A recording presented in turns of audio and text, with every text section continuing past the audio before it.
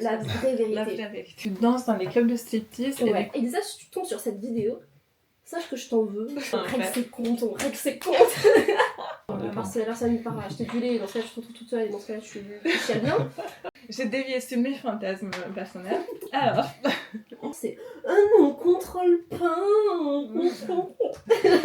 Bon, tout le monde dans ma famille dit par contre, c'est bien ce que tu fais, mais j'espère que tu vas jamais tomber dans le porno.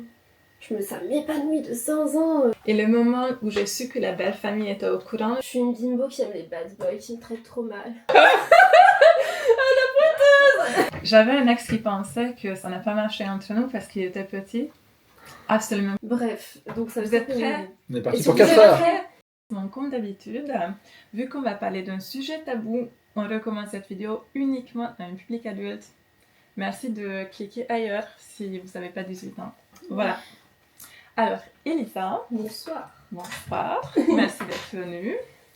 Je t'ai repérée sur Instagram. J'étais tout de suite sous ton charme. Parce que déjà, t'es magnifique, en fait.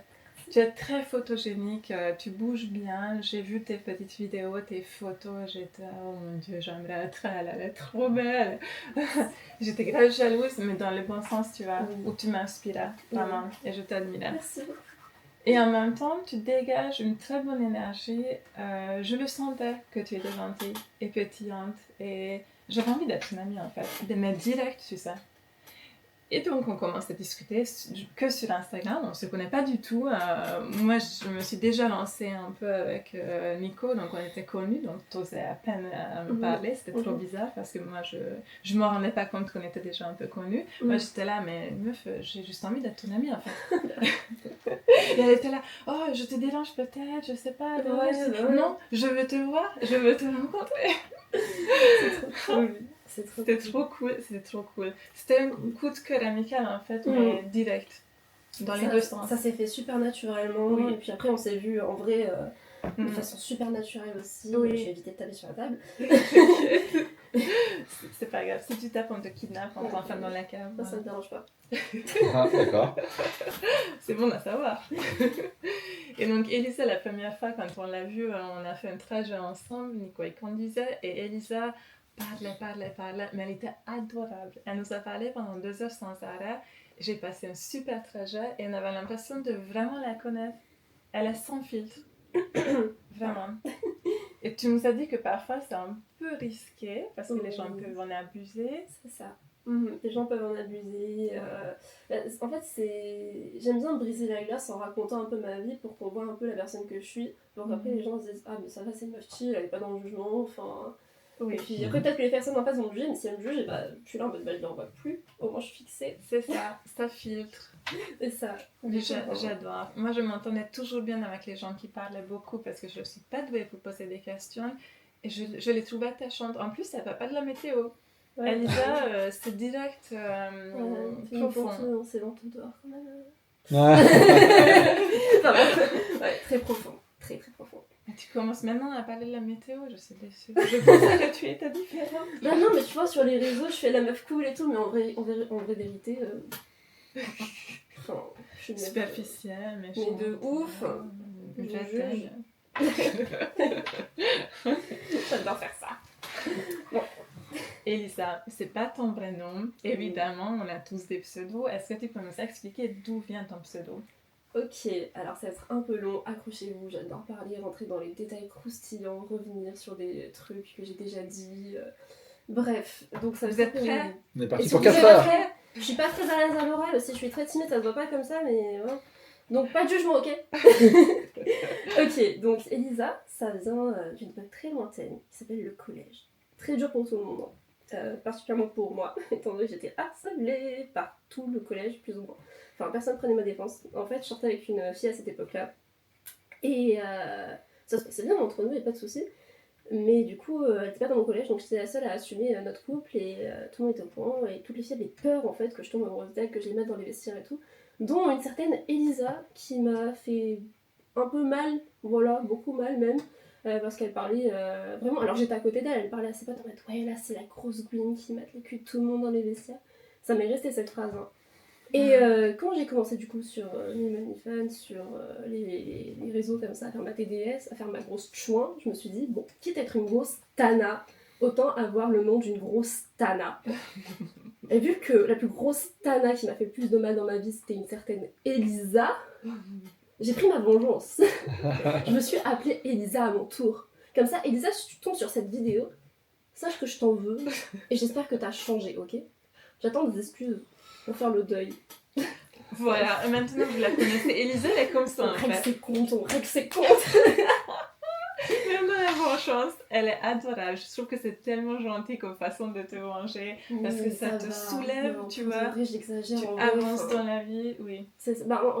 genre, oui, j'avance, mais quand on me demande pourquoi t'as ce pseudo-là, enfin, je repense à cette meuf, donc quelque part, ça me hante, en fait. Ouais, c'est douloureux quand même. C'est douloureux, c'est clair, en C'est fait. injuste. C'est injuste que tu n'as rien fait. Tu étais Ben, juste en couple avec une autre fille, c'est ça. ouvertement lesbienne et... Ouais, et encore lesbienne, enfin, j'aimais les garçons autant que les filles, y a pas de souci, c'est vraiment juste pour sa personne, j'étais en couple avec elle, donc on peut dire que je suis pan, enfin, Ouais. peu importe en fait, on s'en fout. Mais du coup, j'ai pas que ça comme pseudo aussi, ouais. Oui, parce que tu danses dans les clubs de striptease et Ouais. du coup, ça te donne autre Autre pseudo. C'est un Ouais, autre c'est- pseudo, exactement. que tu utilises.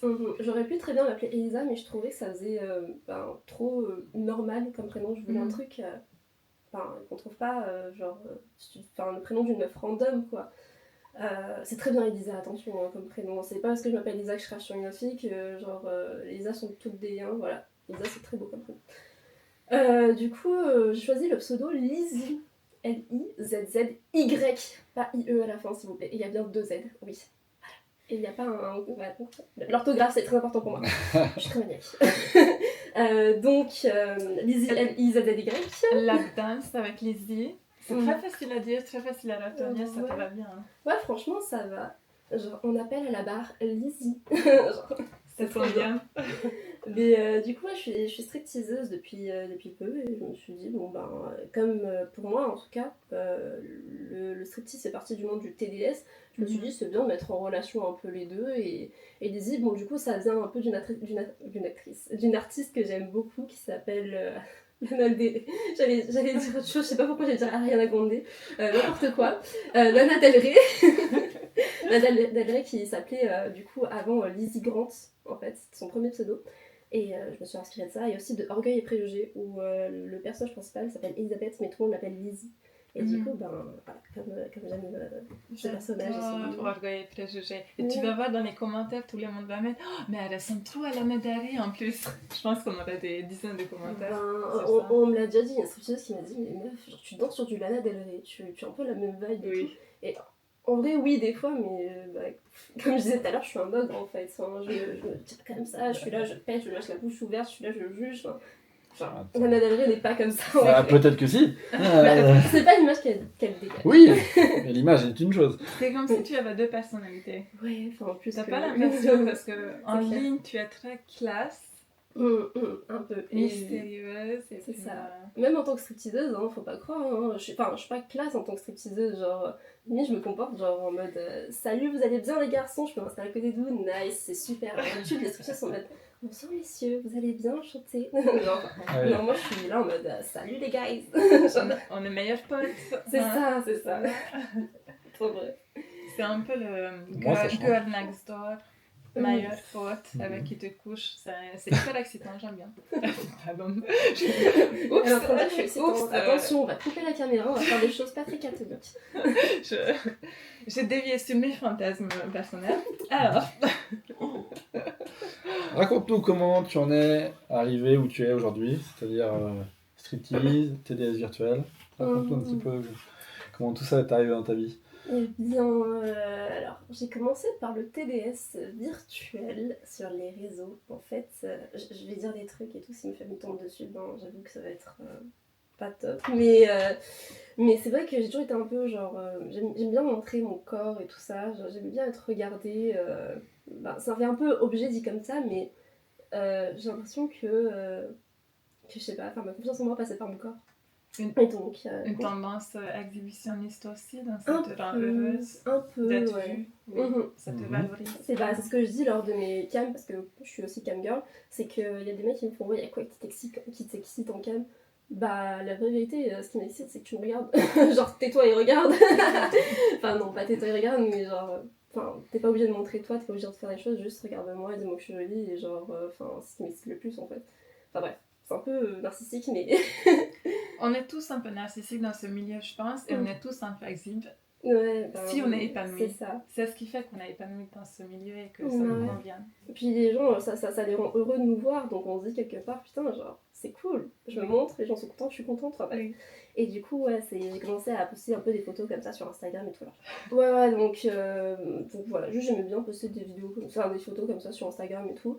Et du coup, vraiment, un jour, donc forcément j'étais major, je me suis dit, bah vas-y, j'ai commencé à faire des photos, olé olé, et gagner de l'argent dessus. Et pourtant, enfin, j'étais très aidée. J'avais des aides. Donc tu n'étais pas en galère financière. Ah non, ouais, à ce Non. moment-là, en fait, j'étais à la fac et j'étais en couple, je vivais chez les parents de mon copain et tout. Enfin, mon ex, du coup. Et j'avais des bonnes bourses et tout, des chutes, donc vraiment, j'ai pas besoin d'argent. Si j'ai commencé, c'est parce que oui, je voulais me faire peut-être un peu d'argent en même temps, montrer, enfin, pour que ce soit rentable et tout. Et ouais, et après j'ai demandé à mon ex était pas trop d'accord et tout, donc c'était un peu compliqué pour commencer. J'ai commencé par vendre mes pieds, puis après à faire du charme, puis après beaucoup plus, donc Toujours un peu plus, et en fait voilà. ça te plaisait, tu te Ça, sentais bien. ouais, bien. Et donc, Après j'ai eu autant. J'ai eu beaucoup de périodes de douce, mais globalement, oui, je me suis toujours sentie bien avec ça quand même. donc à ce moment-là, tu jouais encore avec l'idée d'avoir une vie un peu plus traditionnelle aussi, c'est ça? Parce que tu as dit que tu as fait des études de médecine, Ouais. tu avais quand même des petits boulots. Ouais, si, en fait, j'ai toujours un peu divagué. J'ai jamais trop su ce que je voulais faire, mais j'ai fait en fait, du coup, un bac SCD2A, je sais pas si vous voyez, genre c'est art appliqué design. D'accord. Et après, je suis partie en médecine derrière, enfin, aucune logique la meuf. Rien à voir. Vraiment. Et au passage que je faisais cette année de médecine, ben, je travaillais dans un entrepôt où je montais des palettes, puis après j'ai arrêté mes études et je me suis mise à travailler dans un magasin pour faire la mise en rayon, puis après je travaillais dans des trucs de colis où je devais trier les colis, enfin. Donc ouais, avant d'être TDS, j'ai connu quand même des vrais métiers, donc ceux qui me disent ouais, t'es une bouche qui n'a jamais connu le vrai travail, si. Et j'aime pas, donc c'est pour ça que je fais un faux travail. Hater. Oui, finalement, tu fais un travail plus artistique et créatif qui te convient bien, puis tu peux utiliser tes connaissances de danse parce que tu danses super bien. Quand est-ce que tu as commencé? La danse, j'ai commencé avec la danse classique quand j'avais 2 ans et demi, parce que je regardais Barbie et j'adorais Barbie, genre la voir danser et tout. C'est un peu mon inspiration, c'est pour ça que je suis un peu une bimbo, genre, enfin je fais la bimbo des fois. Et ouais, donc j'ai commencé avec la danse, j'en ai fait genre pendant 12 ans à peu près en tout, de manière un peu répartie, chaotique. Donc ouais, j'ai globalement fait des trucs très, on va dire, je vais pas dire convenables, mais très sociétalement acceptés. Et jusqu'à ma première année de fac où j'ai commencé la pole dance en fait. Et là c'était un peu moins socialement accepté, mais. Mais tu aimais beaucoup. Oui, de ouf. À la barre de pole dance, ça te va super bien. Merci beaucoup. Est-ce que tu peux nous expliquer les clubs de striptease? Alors, on n'y connaît absolument rien. J'ai jamais mis de pied dans un club de striptease. Je sais pas comment ça se passe le recrutement, comment sont les clients, comment ça se passe avec les filles. Ouais. Je vais te laisser parler librement parce que je trouve que tu expliques super bien. Ok. Donc, est-ce que tu as envie de commencer peut-être par expliquer pourquoi tu as commencé, comment, où? Ok, alors en même temps que je commençais TS virtuelle, je suis tombée sur des comptes de meufs qui étaient stripteaseuses et tout. Ça me fait grave envie en fait d'être là sur la barre et tout, d'en se parler bien américaine et tout comme ça. J'en sais vraiment que ça se passait comme ça à la tête et ça peut, mais c'est pas totalement comme en Amérique en France.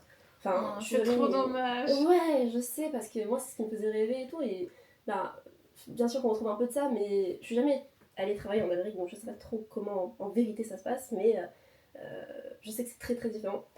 Donc ici en France, on ne te jette même pas de billets. On peut. Si, on peut quand même. Mais c'est des faux billets en général parce que t'imagines un billet de 5, un billet de 5, un billet de 5, Ouais, alors qu'aux États-Unis c'est genre $1, donc il y a des mecs qui dépensent $20 sans s'en rendre compte en fait. Ouais. En France, ça fait 20 billets déjà alors que. Et comment ça tu dis faux billets, ils sont obligés d'acheter des faux billets d'abord dans le club de striptease et Ça ça se dépend. jette ou comment ça se passe? On a des clubs de strip qui ont leurs propres règles, Oui. toujours dans la légalité et dans ce qui est possible de faire. Hein. T'as des clubs de strip où ils acceptent pas qu'on nous donne des billets directement aux danseuses et il faut passer par le club pour que le club prenne un pourcentage sur les billets que. Enfin bref, c'est pour ça qu'il y a un système de faux billets. Qui, du coup, par exemple, 5 euros, ça va être 5 billets par exemple, ou genre 10 billets. Enfin, Ok. Ouais. Enfin voilà, mais du coup, comment ça se passe pour le club de strip en Attends, général? dans tous les clubs de striptease dans lesquels tu as travaillé, c'était toujours légal. Ah oui, toujours déclaré, toujours légal. Il y a des clubs qui sont pas légaux en France? Non, pas trop, non? Je ne pense pas. Je ne pense pas, mais c'est possible après parce que je sais que j'ai entendu des trucs sur des clubs, alors pas des clubs actuels qui existent en France, mais des clubs qui ont fermé, où il n'y avait pas de caméra par exemple dans les shows privés. Enfin, il faut que je parle. Ouais, donc c'était un peu louche. ouais. Et ça, j'ai pas trop rentré dans les détails parce que j'ai pas envie qu'il y ait des danseuses qui se sont visées sur les actes qu'elles faisaient ou je sais pas trop quoi, ou les clients ou machin. Mais globalement, quand tu es client, que tu arrives dans un club de strip, donc ta leader, il analyse si tu es genre bien habillé, si tu conviens un peu à ce que nous les danseuses on recherche. Tu t'installes sur ton petit canapé, tu commandes une petite boisson, on t'apporte ta boisson, t'as les filles qui passent, qui font un tour de bar sur la pole, tu regardes, t'applaudis, t'as des meufs qui viennent te parler, tu passes à soir avec elles, tu leur offres des verres, s'il vous plaît, c'est super important, offrez des verres aux danseuses qui viennent parler avec vous, sinon on ne restera pas plus de 5 minutes avec vous parce qu'on a un travail à faire en fait. Ce n'est pas un bar, voilà, simplement, c'est un bar strip, donc notre compagnie n'est pas gratuite parce que nous on est rémunérés sur nos prestations qu'on fait avec les clients, donc les shows privés par exemple. Est-ce que vous prenez un pourcentage sur la consommation des clients? On peut, alors ça dépend des clubs de strip encore une fois, mais il y a des clubs de strip où oui tu prends un petit pourcentage sur les boissons, sur les bouteilles que tu vends et tout, mais il y en a où pas du tout en fait, donc ça dépend vraiment en fait.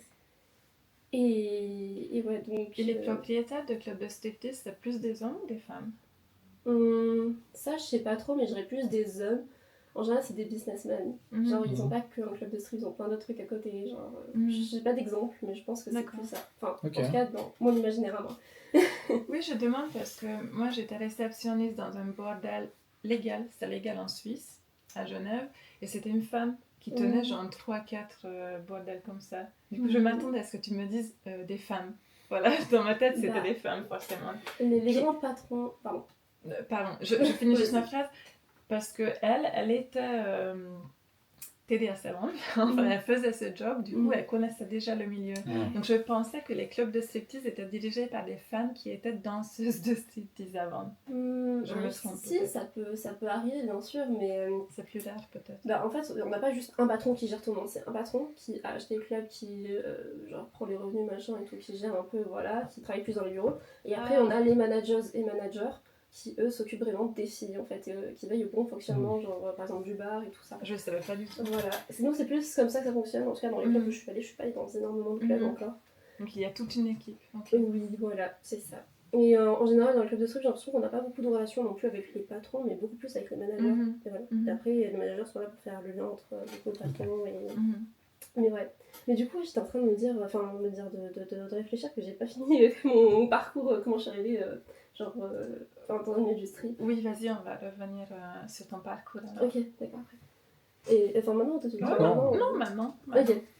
Mais du coup, moi, comment je suis arrivée dans le milieu du strip, c'était quand j'ai commencé avec mon ex, moi, à vendre des petites photos et tout. Du coup, quand j'avais 18 ans. Je me disais, j'ai trop envie en fait, de me lancer dans le strip parce que je voyais trop des filles justement sur Instagram qui étaient stripteaseuses, des vidéos et tout, ça me donnait trop envie. Et tu savais déjà danser, ouais, c'est vrai, tu étais sensuelle, tu vendais déjà des photos en fait. Oui, ça me paraît assez évident.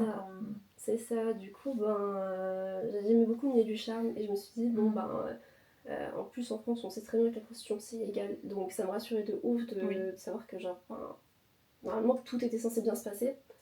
Et donc, mon ex voulait pas que je me lance parce qu'il avait peur que je fasse du réel avec des gens. Enfin, que je l'ai pas en vrai en fait. Il voulait pas que je me fasse toucher, il voulait pas que je me fasse voir en vrai et tout. Il aimait bien le fait que, il puisse gagner de l'argent sur mon cul parce que je lui donnais un pourcentage quand il participait aux vidéos. Mais s'il me laisse ma totale liberté dans des clubs de strip, là, je vais pas lui donner de l'argent donc ça l'arrange pas. Donc, il a pas envie que je me montre. Voilà. Je vois.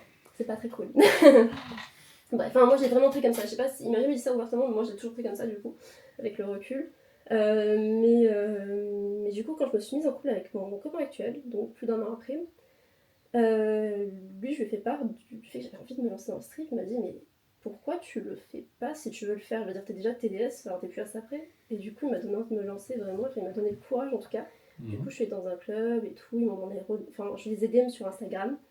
Ils m'ont donné un rendez-vous, telle date, telle heure et tout. J'y suis allée, sauf que ça s'est pas bien passé dans le sens où on avait dit on m'avait dit que j'allais danser en fait pour passer un entretien. Et ils m'ont dit non, en fait finalement là tout de suite on a plus de danse, enfin on a trop de danseuses, on n'a plus besoin de danseuses actuellement. J'étais là bah super en fait. Genre j'ai fait ok, je vais pas dire exactement la localisation parce que j'ai pas envie de dire lequel club c'est, mais ouais, j'ai fait beaucoup de routes, j'ai fait 2-3 heures de train. Ils te l'ont fait à l'envers. C'est ça, un peu. Et du coup, je suis là, mais bah super, bah vous savez pas quelle stripteaseuse vous avez perdue, parce que je suis une bête de stripteaseuse en fait. Bref. Mais du coup, ben je me suis dit, bon, bah ça a foiré. J'avais mes chaussures de pole dance, j'avais genre ma tenue et tout ça. Et je suis allée dans le club concurrent en fait. J'ai appelé le club concurrent, je fais excusez-moi, vous êtes ouvert? Je peux passer parce que j'aimerais bien passer un entretien avec vous. Ouais, maintenant si vous voulez, dans 15 minutes et tout, j'y suis allée. J'ai fait, je peux danser. On est grave impressionnés. Tu avais quel âge à ce moment-là? C'était il y a 1 an. Genre là en février, ça va faire 1 an que j'ai commencé, donc c'était il y a 1 an, donc j'avais 19 ans. 19 ans, incroyable. Vous voyez, à 19 ans, en fait, elle a un échec. Qu'est-ce qu'elle fait? Elle va pas pleurnicher dans la rue, rentrer chez elle. Elle fait ok, j'appelle le club concurrent. Ouais, et genre, j'ai déjà mes chaussures. Mais qu'est-ce que c'était bien, on m'a accueilli, mais tout le monde était souriant, le leader, la manageuse, les autres danseuses et tout. J'ai été impressionnée et genre j'étais rassurée quelque part parce que moi j'imaginais des meufs refaites, des meufs hyper hautaines et tout. Et la vraie vérité, c'est que c'est des meufs, alors normales, mais exceptionnelles en même temps, genre. Enfin, elles ont leur charme, leur style, elles ont tout. Enfin, la vraie vérité, j'aime bien ouais, la vraie vérité. La vraie vérité. Genre vraiment. Parce que bien sûr qu'il y a des filles qui sont refaites et tout, mais genre, pour moi, c'est pas une grosse majorité. C'est même une minorité, je pense. Mais oui, ça c'est surprenant même pour nous. Ouais, bah même moi, je m'y attendais pas. Moi, je me suis dit, attends, j'ai un visage un peu difforme encore, je sais pas si ça va le faire. Enfin, moi, c'est moi, je me dis ça envers moi-même, c'est pas les gens qui me disaient ça. J'étais un petit peu méchante, et je suis toujours un peu méchante avec moi-même. Mais du coup, je disais quoi, je me perds, je vais à droite, à gauche. Donc t'es allée dans le club concurrent. Oui, et j'ai une question, est-ce que dans le club concurrent où ça s'est super bien passé, est-ce que ça correspondait à ce que tu t'imaginais? Du tout. Le premier club où j'étais allée, ça faisait vraiment club de strip et tout, avec des néons, avec des lumières très roses, très paillettes, très machin et tout. Enfin, dans mon idéal, ça ressemblait vraiment à ça et j'étais trop... Enfin, c'est pour ça que je suis allée dans ce club-là et j'ai demandé directement d'aller dans ce club-là parce que pour moi, c'était mon goal en fait. Et comme ça fonctionne, je suis allée dans le club concurrent qui lui, par contre, faisait plus cabaret, un peu plus sombre, un peu plus tamisé, un peu plus genre... avec les banquettes en léopard et tout, genre... Oui, léopard rouge. Ouais, noir, et un peu, ouais, c'est ça. Et du coup, bon, pour ceux qui connaissent les stripteaseuses et tout, bon, je pense savoir. Enfin, de toute façon, genre, je pense qu'entre toutes les danseuses, on se connaît plus ou moins de loin et tout. Donc, il y en a qui vont très bien savoir de quel club je parle, du coup, parce que bah, quand tu mets les deux à côté, tu te dis, ok, je vois très bien quel club c'est, mais bon. Mais du coup, ouais. On n'en sait rien, donc explique-nous quels sont les types de clients. Est-ce que c'est toujours les mêmes sortes de personnes qui vont dans un club de striptease? Du tout. C'est genre, il n'y a pas un type de client. Il n'y a pas un type de client. Pas une moyenne d'âge non plus. Pas une moyenne d'âge. Enfin, si je veux vraiment faire une moyenne d'âge, c'est vrai qu'on voit pas vraiment trop de pépés, entre guillemets, genre de plus de 70 ans. C'est vrai qu'on n'en voit pas beaucoup. Enfin, moi, voilà. Mais sinon, ouais, genre de 18 à ouais, plus ou moins 70 ans, voire beaucoup plus, hein, des fois. Enfin, moi, je fais juste une moyenne. On a des gens qui viennent pour le travail, en groupe de travail, genre pour fêter quelque chose, ou même il y a des gens qui viennent négocier des contrats. J'en ai pas vu beaucoup, j'en ai vu surtout qu'à Paris. Des gens qui viennent négocier des contrats, ils sont hyper classe et tout, genre t'es là, tu danses pour eux et tout, genre quand ils négocient des contrats, c'est trop stylé. Et c'est toi qui les approches, c'est toi qui choisis qui tu approches? Plus ou moins parce que ça m'envie de faire tous les profils déjà. Donc je peux avoir aussi des femmes seules, mais c'est très rare les femmes seules, mais sinon des couples, des groupes de copines et de copains, des groupes d'étudiants, des gens qui viennent seuls, si t'as de tout, mais de tout.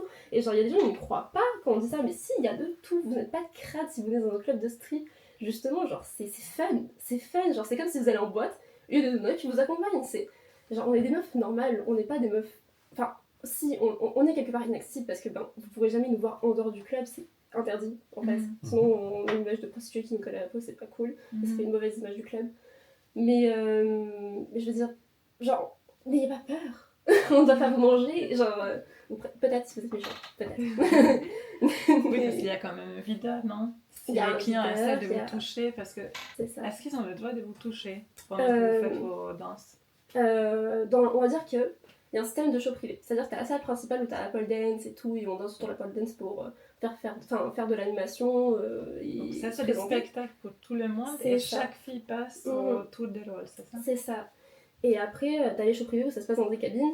Là, on peut avoir du contact. C'est-à-dire que ce sera jamais plus que des simples caresses. Genre, par exemple, si moi je viens, je danse sur toi et tout, je te fais un lap dance, donc vraiment je viens sur tes genoux et tout, genre tu peux tâter, tu vois, mais il n'y a pas de pénétration de quoi que ce soit, il n'y a pas de bisous. Interdit les bisous, ça va pas. Genre, bref. Ah d'accord, ok. Ouais, pas Donc de... aucun contact avec les lèvres et C'est aucune ça, pénétration. Ouais, non, même Ouais, pas les parties intimes, j'imagine. C'est ça, surtout pas les parties intimes, même les seins, genre c'est chaud. Les gars, faites pas ça. Faites pas ça, ça nous met une pression, on est là, on passe un mauvais moment. Genre, nous on aime les clients qui sont là et qui bougent pas, ne touchez pas si possible, ça serait cool. Mais après, c'est le jeu aussi. Tu sais très bien qu'on a le droit au contact, c'est précisé des fois sur. Les danseuses te disent, ouais, on a le droit de toucher. Donc, t'es là en mode, bon, on a le droit de toucher, bon, vas-y, touche-moi, mais voilà quoi. Oui, tu préfères quand il touche pas. C'est ça, je préfère. Genre, les meilleurs shows privés, c'était ça en fait. Ça montre qu'ils te respectent et que tu te sens plus en sécurité, donc tu fais des meilleurs shows aussi. C'est ça. Tu danses mieux. Oui. Exactement. Mais. Je sais plus, je voulais rajouter un truc, mais j'ai oublié, je crois. Je me souviens plus, on a déjà parlé des billets, le fait qu'on ne te jette pas de billets dessus en France. Oui, ça en a parlé. Alors, c'est marrant ce que tu disais pour. Moi, la seule fois où je suis allé voir un striptease, donc je n'osais pas toucher la fille, et, donc je la touchais pas, etc. Et en fait, elle s'est arrêtée, et elle dit non, mais vous pouvez toucher en fait. Il y en a aussi, c'est. En fait, elles veulent faire passer le meilleur moment possible en fait. C'est pour ça que moi aussi je me laisse toucher, parce que, toucher, donc, encore une fois, dans la limite. Oui, caresse. Voilà, c'est parce que l'expérience aussi, c'est tu peux quand même. Donc, ça dépend, par exemple, on a des clubs où à partir de on a plusieurs shows privés. On a des shows où genre on est que topless, donc sur le haut, des shows intégrales. Il y a des shows où t'as le droit de toucher, d'autres pas du tout. Ça dépend vraiment des clubs en fait. Ouais. Et ouais. Et moi aussi ça m'est déjà arrivé, genre j'avais un beau gosse en face de moi, j'étais en mode quand même, genre vas-y c'est bon tu peux. Genre, en fait c'est surtout, je fais toucher les gens qui sont mal à l'aise. Genre en mode, pas mal à l'aise mais genre en mode j'ai trop peur, c'est un truc qu'il faut pas faire et tout, je te respecte trop et tout. Mais non vas-y justement, enfin. En plus, t'es mignon. Alors que le mec, s'il commence direct, lui, tu auras plutôt tendance à lui dire non, faut pas toucher quoi. C'est ça, vraiment. Genre, vaut mieux commencer timide et respectueux. C'est ça. Et je tiens à préciser que mon copain est d'accord avec mon métier, encore une fois. Genre, venez pas me dire, mais tu respectes pas ton copain. Si je vous croise un mec mignon, que genre je passe la soirée avec lui, c'est bon, enfin, genre, ok. Bref. Enfin, la soirée dans le club, évidemment. Oui, ouais. J'ai compris. Est-ce qu'il y a un type de fille que tu dois être pour pouvoir devenir danseuse? Oui et non. Elle a toujours voulu devenir danseuse. Mais toi, tu peux tellement.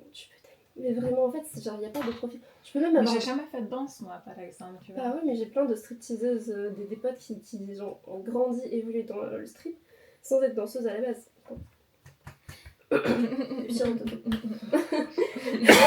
On en profite. Allez. Ouais. Et le podcast des enrhumés reprend. Ouais, des enrhumés, des gens qui toussent beaucoup. Donc n'importe quel type de fille. N'importe. Genre, là, toi, si tu regardes cette vidéo que t'as envie de te lancer, mais t'oses pas. Genre, tu DM un club sur Instagram. Et tu leur envoies des photos de toi où tu te sens sexy sensuel. À partir du moment où genre, toi tu te sens à l'aise avec ton corps et que genre on ressent ton charme, à partir du moment où tu peux séduire des gens, c'est tout ce qui compte en fait. À partir du moment où tu te sens à l'aise, faut pas être comme ça tout le temps de beauté en mode non, ça c'est sûr, ça attire. Enfin, et encore, ça peut attirer des gens justement parce que y a des mecs, ils adorent les filles qui ont pas confiance en elles aussi pour dire mais non, ma belle, viens là, je vais te rassurer. Bref. Donc ça fonctionne quand même. Mais moi j'étais un peu comme ça au début. Mais non, genre même que tu sois littéralement grosse ou maigre ou n'importe, ou genre. Peu importe la couleur de peau, la couleur des cheveux, la morphologie. La couleur des cheveux, encore, ça dépend. La couleur des cheveux, il faut que ce soit bien entretenu. C'est-à-dire que, il y a des clubs où on s'en fout, en fait. Mais il y a des clubs où c'est un peu strict, où ils disent faut pas que genre t'aies des racines jusque là, que genre là ce soit blanc, là ce soit noir, et que ce soit moche et tout. Enfin, faut vraiment que ce soit bien fait, faut que genre t'aies des beaux ongles là, pas comme moi, actuellement je me ronge les ongles et tout, mais genre que des faux ongles ou que t'aies une pose, faut que t'aies des faux cils, faut que tu.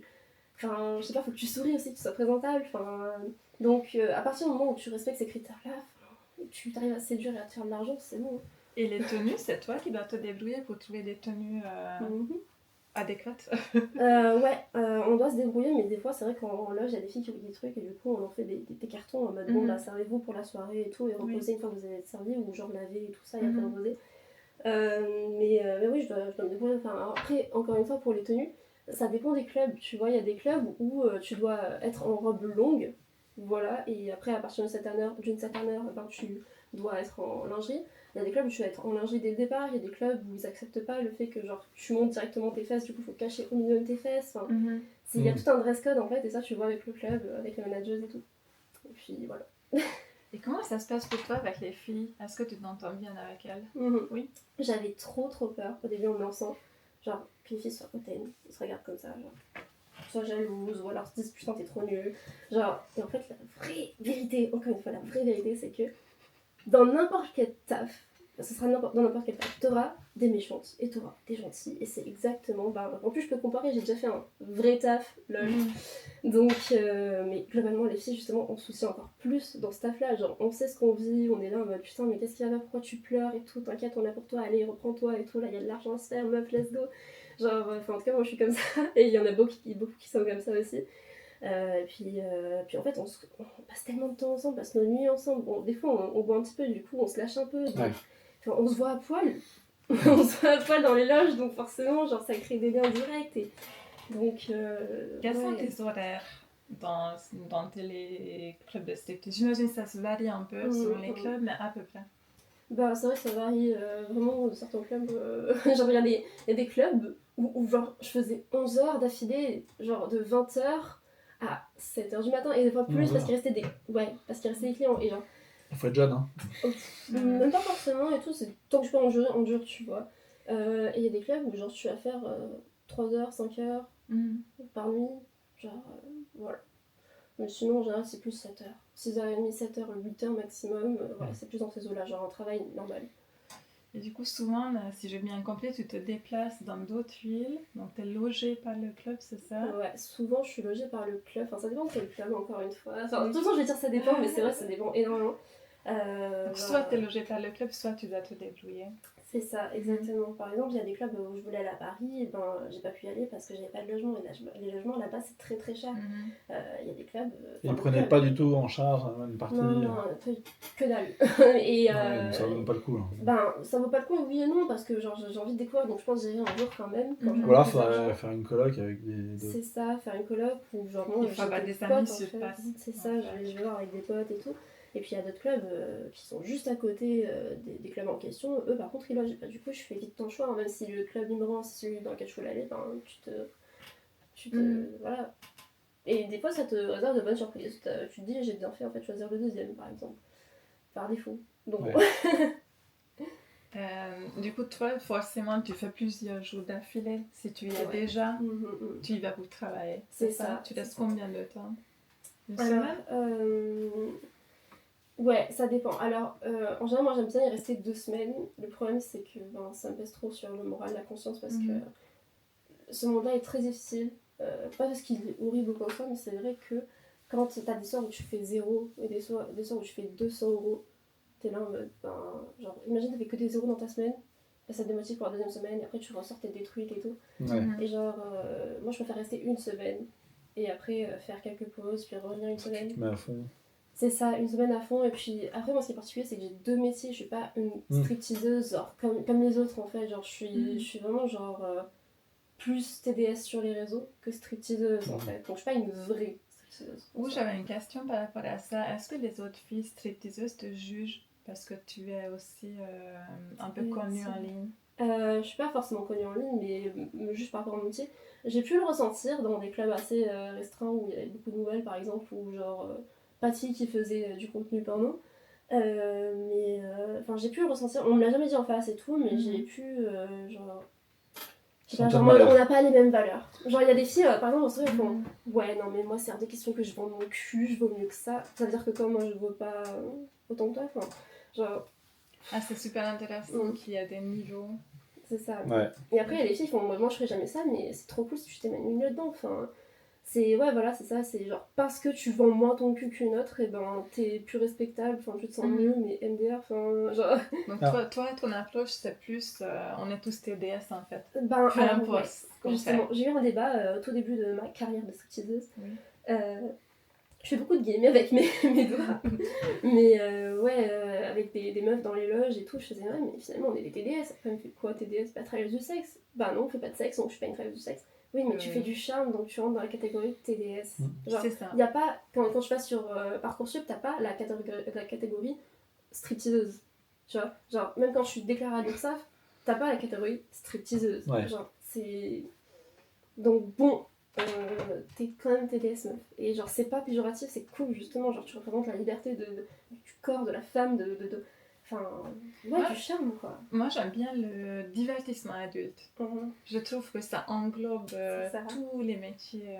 C'est ça, d'adulte en fait. D'adulte. Même le cabaret, je pense qu'on Oui. peut considérer ça. Enfin, oui, si on peut, je pense qu'on. Ouais, et encore, c'est pas totalement pareil. Mais. C'est peut-être plus du théâtre. Je sais Ouais, plus la danse du théâtre, genre en mode intermittent du Ouais, c'est spectacle. des je sais pas. chorégraphies plus. Ouais, mais ça dépend quel type de cabaret, Oui. encore une fois, je pense, tu vois, mais. Tu sais, ce qui me surprend, c'est que tu as l'une des. Je connais personne d'autre qui fait les deux. Qui est stripteaseuse et aussi qui est Il y en a. présente en ligne. Il y en a. Je sais que pour moi, les deux sont des temps pleins, donc déjà, je sais pas comment tu gères. Tu en connais d'autres? Ouais, par exemple, Carla Vix, elle était stripteaseuse. Alors, je sais pas si elle faisait du TDS virtuel en même temps que. Voilà. Mais Carla Vix, ouais, elle était stripteaseuse et je crois qu'elle danse encore dans certains clubs. Par exemple, j'ai vu qu'elle dansait en Suisse et tout. Dans des clubs, pas des strip clubs, mais. Voilà. Je crois qu'elle se définit comme anciennement stripteaseuse, maintenant créatrice de contenu comme adulte. Enfin, pour adulte. Mais bon, c'est plutôt rare. J'imagine que si tu fais les deux, c'est parce qu'il y a des avantages pour toi dans les deux. Est-ce que tu peux les comparer, les deux métiers, en termes d'avantages et de J'avais défauts? une autre question avant. Vas-y. Pardon, on a parlé des profils des clients. Est-ce qu'il y a aussi un profil des filles qui travaillent dans ce milieu? Par exemple, on imagine souvent qu'il y a beaucoup d'étudiantes qui font ça pour payer leurs études, ou pour payer leurs trucs. Ou est-ce que vraiment c'est... Ouais. La majorité des filles qui font du strip, elles font ça parce qu'elles kiffent ce qu'elles font. Les autres font ça parce qu'elles aiment bien. Mais je connais aucune fille qui fait ça par contrainte. D'accord. En fait. Ok, Genre, c'est toutes, encore... on est heureuse de faire ce qu'on fait et tout. Alors il y a des hauts, C'est des bien, bas ça. bien sûr. Mais après j'ai déjà connu des filles qui faisaient ça pour payer leurs études. Mais elles étaient en mode... Enfin, genre, qu'est-ce que tu vas te faire chier? Par exemple, elle faisait par exemple Montpellier-Toulouse. Tu vas te faire chier à prendre un train pour aller jusqu'à Toulouse, puis revenir sur Montpellier alors que genre t'as que le week-end. Enfin, Ouais. genre, ouais, ok, c'est peut-être un peu rentable et tout, mais c'est épuisant. Genre, la nana, je t'assure que si elle veut pas faire stripteaseuse, bah si elle est honte de faire ça, bah elle aurait pas fait ça, elle aurait fait autre chose. Ouais. Donc non, t'es pas obligé de faire stripteaseuse en fait. Ouais. Voilà. Donc elles font ça d'abord par passion, quoi. C'est ça. Donc en vrai, je pense que tout le monde fait ça par passion et par... ouais, juste pour le milieu de la nuit, parce qu'on aime faire notre belle, parce que voilà quoi, enfin on a un peu toutes les mêmes raisons. Et donc il y a des célibataires, il y a des filles qui sont en couple, comme toi, tu l'es. Il y a des filles qui sont des grosses copines libertines, il y a des filles qui sont célibataires à vie, on a de tous les âges de danseuses aussi, enfin tous les âges. Genre une tranche d'âge, on a de genre 18 ans, enfin de toute façon on peut parler en dessous de 18 ans, j'ai envie de te dire. Donc c'est rare, mais en général on a des filles voilà, de genre 18 ans jusqu'à, je sais pas, 50, 55. J'ai pas vu au-dessus, je pense, mais ouais, enfin on a de tout. En fait. C'est trop cool. T'es déjà en train de détruire les préjugés. C'est ça en fait. Mais après, c'est vrai que je vais pas vous mentir qu'on a plus de filles genre de vingtaine, trentaine, plus que 40-50 par exemple. Même 18, 19, 20, c'est assez rare. Genre, vraiment, je me suis lancée à 19 ans, j'étais la plus petite. Enfin, une des plus petites en fait. Déjà, c'est un métier qui fait la nuit, c'est dur. C'est super dur la vie de moi. Vraiment. Qu'est-ce qui est dur dans le striptease et qu'est-ce qui est dur dans le TDS en ligne? Ce qui est dur dans le TDS en ligne, c'est les gens sont trop à l'aise. Genre, trop à l'aise, genre pour nous juger. Mais ça, c'est même pas quand on est en TDS, c'est juste sur les réseaux en fait, en général. Quand t'es une femme sur les réseaux, tu t'en prends plein la gueule. Même quand t'es un homme, tu peux t'en prendre plein la gueule, mais surtout quand t'es une femme, mais surtout en plus quand je suis dans ton cul. Donc, ouais, ça c'est dur. Et puis, Oui, t'as pas ça dans les clubs de striptease, parce que les gens, ils sont obligés de te respecter, sinon le videur les jette dehors, en fait. Et encore. Genre, je dirais encore, je vais développer après. Mais oui, oui, on se fait complètement disrespect de ouf quand on est sur les réseaux. Et puis, même c'est dur aussi, enfin, de moi à moi-même, en mode le regard des gens. Genre, même de ta famille, de ses amis, de plein de choses. Bon, ça va être un autre sujet qu'on va développer plus tard, je pense aussi, parce que là, je suis en train de partir dans tous les sens.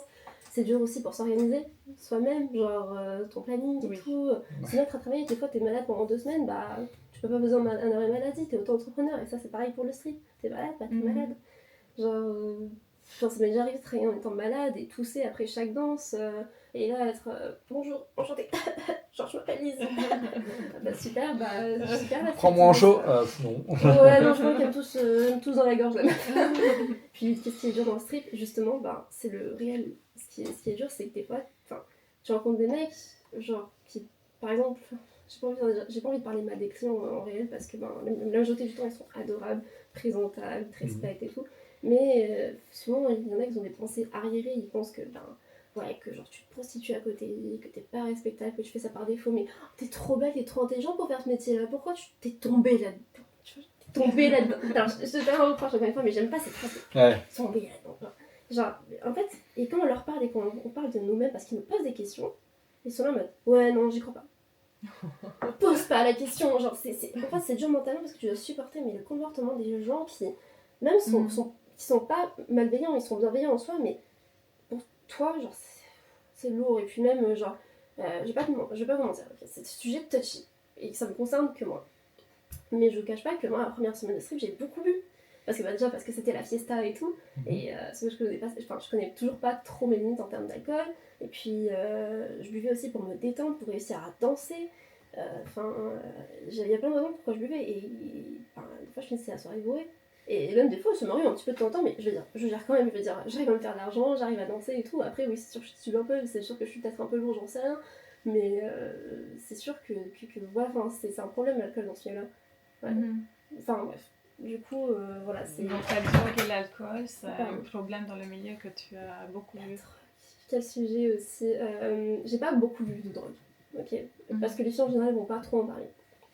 Mais c'est marrant parce que, anecdote, premier soir de strip où je travaille vraiment, donc le lendemain de quand j'ai postulé pour le club, il y a un fille, elle me fait ouais, tu veux dans la toilette? Moi je t'en non merci, allez vas-y c'est bon j'y vais, je te laisse un rail et tu fais après.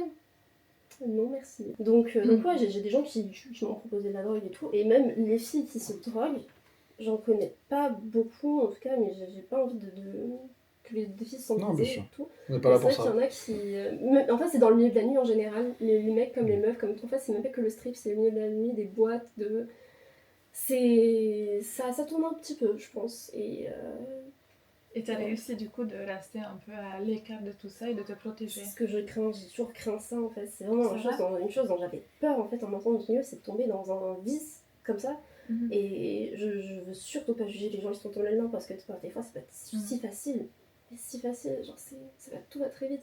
Genre moi du coup la drogue non, mais l'alcool c'est vrai que les clients ils te payent des verres, tu bois, ça c'est un vice que j'aurais pu vraiment avoir, et là j'arrive à m'en détacher vraiment de l'alcool, et c'est pour ça que d'ailleurs je me fais très très peu de semaines de strip dans l'année, parce que niveau santé physique, mentale et tout, le strip... Tu trouves le strip plus dur que le travail virtuel du coup? Mais qu'est-ce que c'est dur le strip, je sais pas comment on fait pour tenir des années, il y a des stripteaseuses, elles ont 20 ans, 25 ans de carrière derrière, je suis là en mode mais... Ah et puis elles font que ça quoi. Elles font que ça, mais elles sont incroyables, je les admire tellement, et genre, tout ça sans être tombé dans un truc, dans un vice et tout, je suis là, mais c'est insane. Moi je sais pas si... Enfin je pense pas tenir longtemps dans un strip honnêtement, c'est super dur. Mais après voilà, dites-vous que, encore une fois, c'est une minorité de gens qui tombent. Ok. Il y a même il y a des danseuses qui ne boivent pas d'alcool, elles ne touchent pas une goutte. Enfin, c'est... Voilà, donc ça c'est un cliché que je voulais détruire, c'est que je ça savais existe, pas, mais c'est une minorité, mais... Je pensais qu'on était obligé de boire, forcément. Non, si on n'était pas obligé, mais moi c'est pas que je m'oblige à boire, mais je me sens un peu obligée de boire pour être bien détendue. Donc tu as mentionné que tu avais un copain qui était bien au courant de tout ce que tu faisais, qui était d'accord, qui t'a même encouragé pour te lancer dans le striptease et le TDS en ligne. Comment ça se passe votre relation? Comment c'est quand tu es en couple et que tu travailles dans ce milieu? Est-ce qu'il contribue jusqu'où? Ouais. Alors dans le strip, c'est vrai que c'est lui qui m'a encouragée et il en souffre un peu du strip parce que dans ma ville où j'habite, dans le sud-sud, genre milieu sud, genre entre Montpellier et Malavignon, enfin je vais donner un peu, voilà, entre le Gard on va dire. Et Monaco.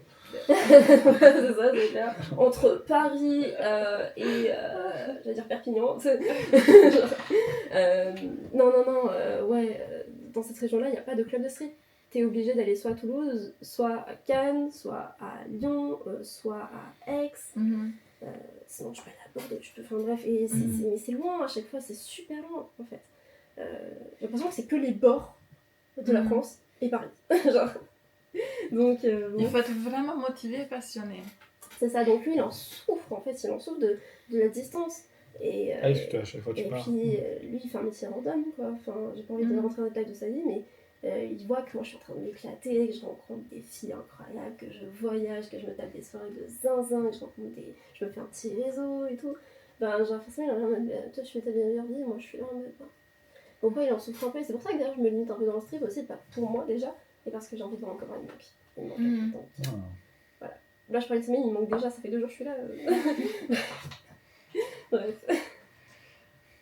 Ouais, ça c'est jamais évident. Attends, non, j'ai pas du coup développé sur le fait du TDS, comment il participe au TDS virtuel. Participe pas. Genre juste il me donne des idées, il m'encourage, enfin sur les réseaux, il essaie de me donner des idées de contenu et tout. Je pense que s'il faut filmer, il m'aide à filmer, voilà, enfin je pense, il le fait. Et voilà, enfin... C'est tout. Ça dépend des couples et c'est déjà très bien qu'il l'accepte et qu'il le tolère parce que c'est tellement difficile de trouver quelqu'un qui... C'est la base, oui. Oui, je suis d'accord. Mais c'est difficile à trouver. Bien sûr, c'est difficile à trouver. C'est clair. Je l'ai fait. Mais j'espère que ça peut durer. Mais toi, tu l'as fait aussi. Enfin, ça te fait bien, c'est super aussi. Mais c'est pas impossible. C'est pas impossible. C'est rare. Mais dites-vous que c'est pas parce que vous n'y arrivez pas et que vous tolérez jamais qu'il y a des gens pour qui c'est pas impossible. Enfin, non, c'est pour ça. qui c'est impossible.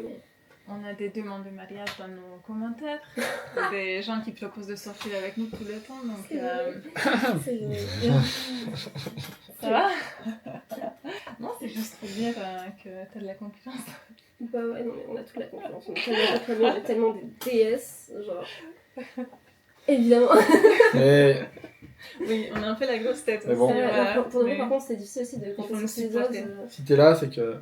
Ouais, quand c'est stripteaseuse aussi, des fois, c'est dur de pas prendre la grosse tête parce que t'as vraiment des mecs qui sont là en face de toi, ils te complimentent, ils te regardent avec des yeux comme ça, t'es là en mode... Je sais que je gère mon chouchou, genre... Je suis là en mode, mais je me sens comme une... C'est son point faible. Comment ça, c'est mon point faible? Des compliments et des belles paroles. Ah oui, comment on appelle ça, un syndrome de DS, je sais pas quoi. J'adore quand on m'admire. Et vu que j'ai passé des années à être les mecs qui couraient après moi et ils étaient prêts à presque tout, juste pour pouvoir me parler, forcément après, il faut savoir gérer ça dans ma relation. Je prends facilement la grosse tête et je m'attends à un traitement de princesse.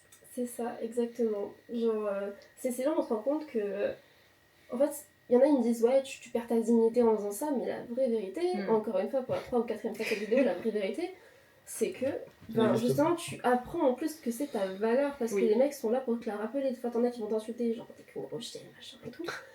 Mais t'en as qui te disent, mais en fait, t'es super respectable parce que, genre, t'es l'une des femmes les plus respectables que je connaisse, parce que tu t'assumes, parce que tu sais ce que tu veux, tu sais où tu vas. À ton âge, moi, j'étais là et j'ai tremblé comme une feuille si quelqu'un m'insultait. Toi, t'es là en mode, t'es là, t'as le courage de monter sur scène, tu sais danser, tu sais séduire, tu sais maintenir une conversation, tu sais gérer ton argent, ton planning, ton organisation, machin. Tu deviens notre entrepreneuse, t'es là. C'est ça. Bon d'accord, maintenant je supporte plus un traitement de merde en fait. Mais c'est surtout les filles dans le strip aussi qui t'encouragent et qui disent meuf tu vaux mieux que ça, relève-toi. Genre. Les filles, c'est grâce aux filles dans le strip en fait. Celles qui m'ont appris à être forte en fait. Genre vraiment, il y a plein d'autres métiers où tu apprends à être forte évidemment, genre t'as besoin d'être stripteaseuse pour apprendre ça, mais genre c'est là où tu comprends en fait ton pouvoir déjà envers les hommes, ton pouvoir envers toi-même, envers ton entourage tout simplement en fait. genre à pas te laisser marcher dessus. Et pourtant, moi je suis quelqu'un de très timide à la base, tellement timide que genre aller chercher une baguette de pain, appeler quelqu'un au téléphone, c'est pas possible à la base. Et là, de février à janvier de cette année, du coup 2025, en un an, je me suis métamorphosée. Genre avant de me rencontrer aussi, j'étais pas du tout la même personne. Genre je suis là, toute timide avec mes lunettes, je me tiens comme ça tout le temps. Enfin, genre, et le strip, ça m'a mis. Ça m'épanouit de 15 ans, tout contenu TDS aussi que je fais, enfin c'est très bon pour soi-même. Hein. Croyez pas qu'on est détruite, au contraire. Hein. Au contraire, ça répare des choses intérieurement. Oui, C'est beau. oui, c'est pour ça qu'on le fait. Enfin, c'est la bonne raison pour laquelle il faut le faire. Enfin, il y a certainement des gens qui le font pour les mauvaises raisons, mais il y en a plein aussi qui le font pour s'épanouir. Surtout. Oui.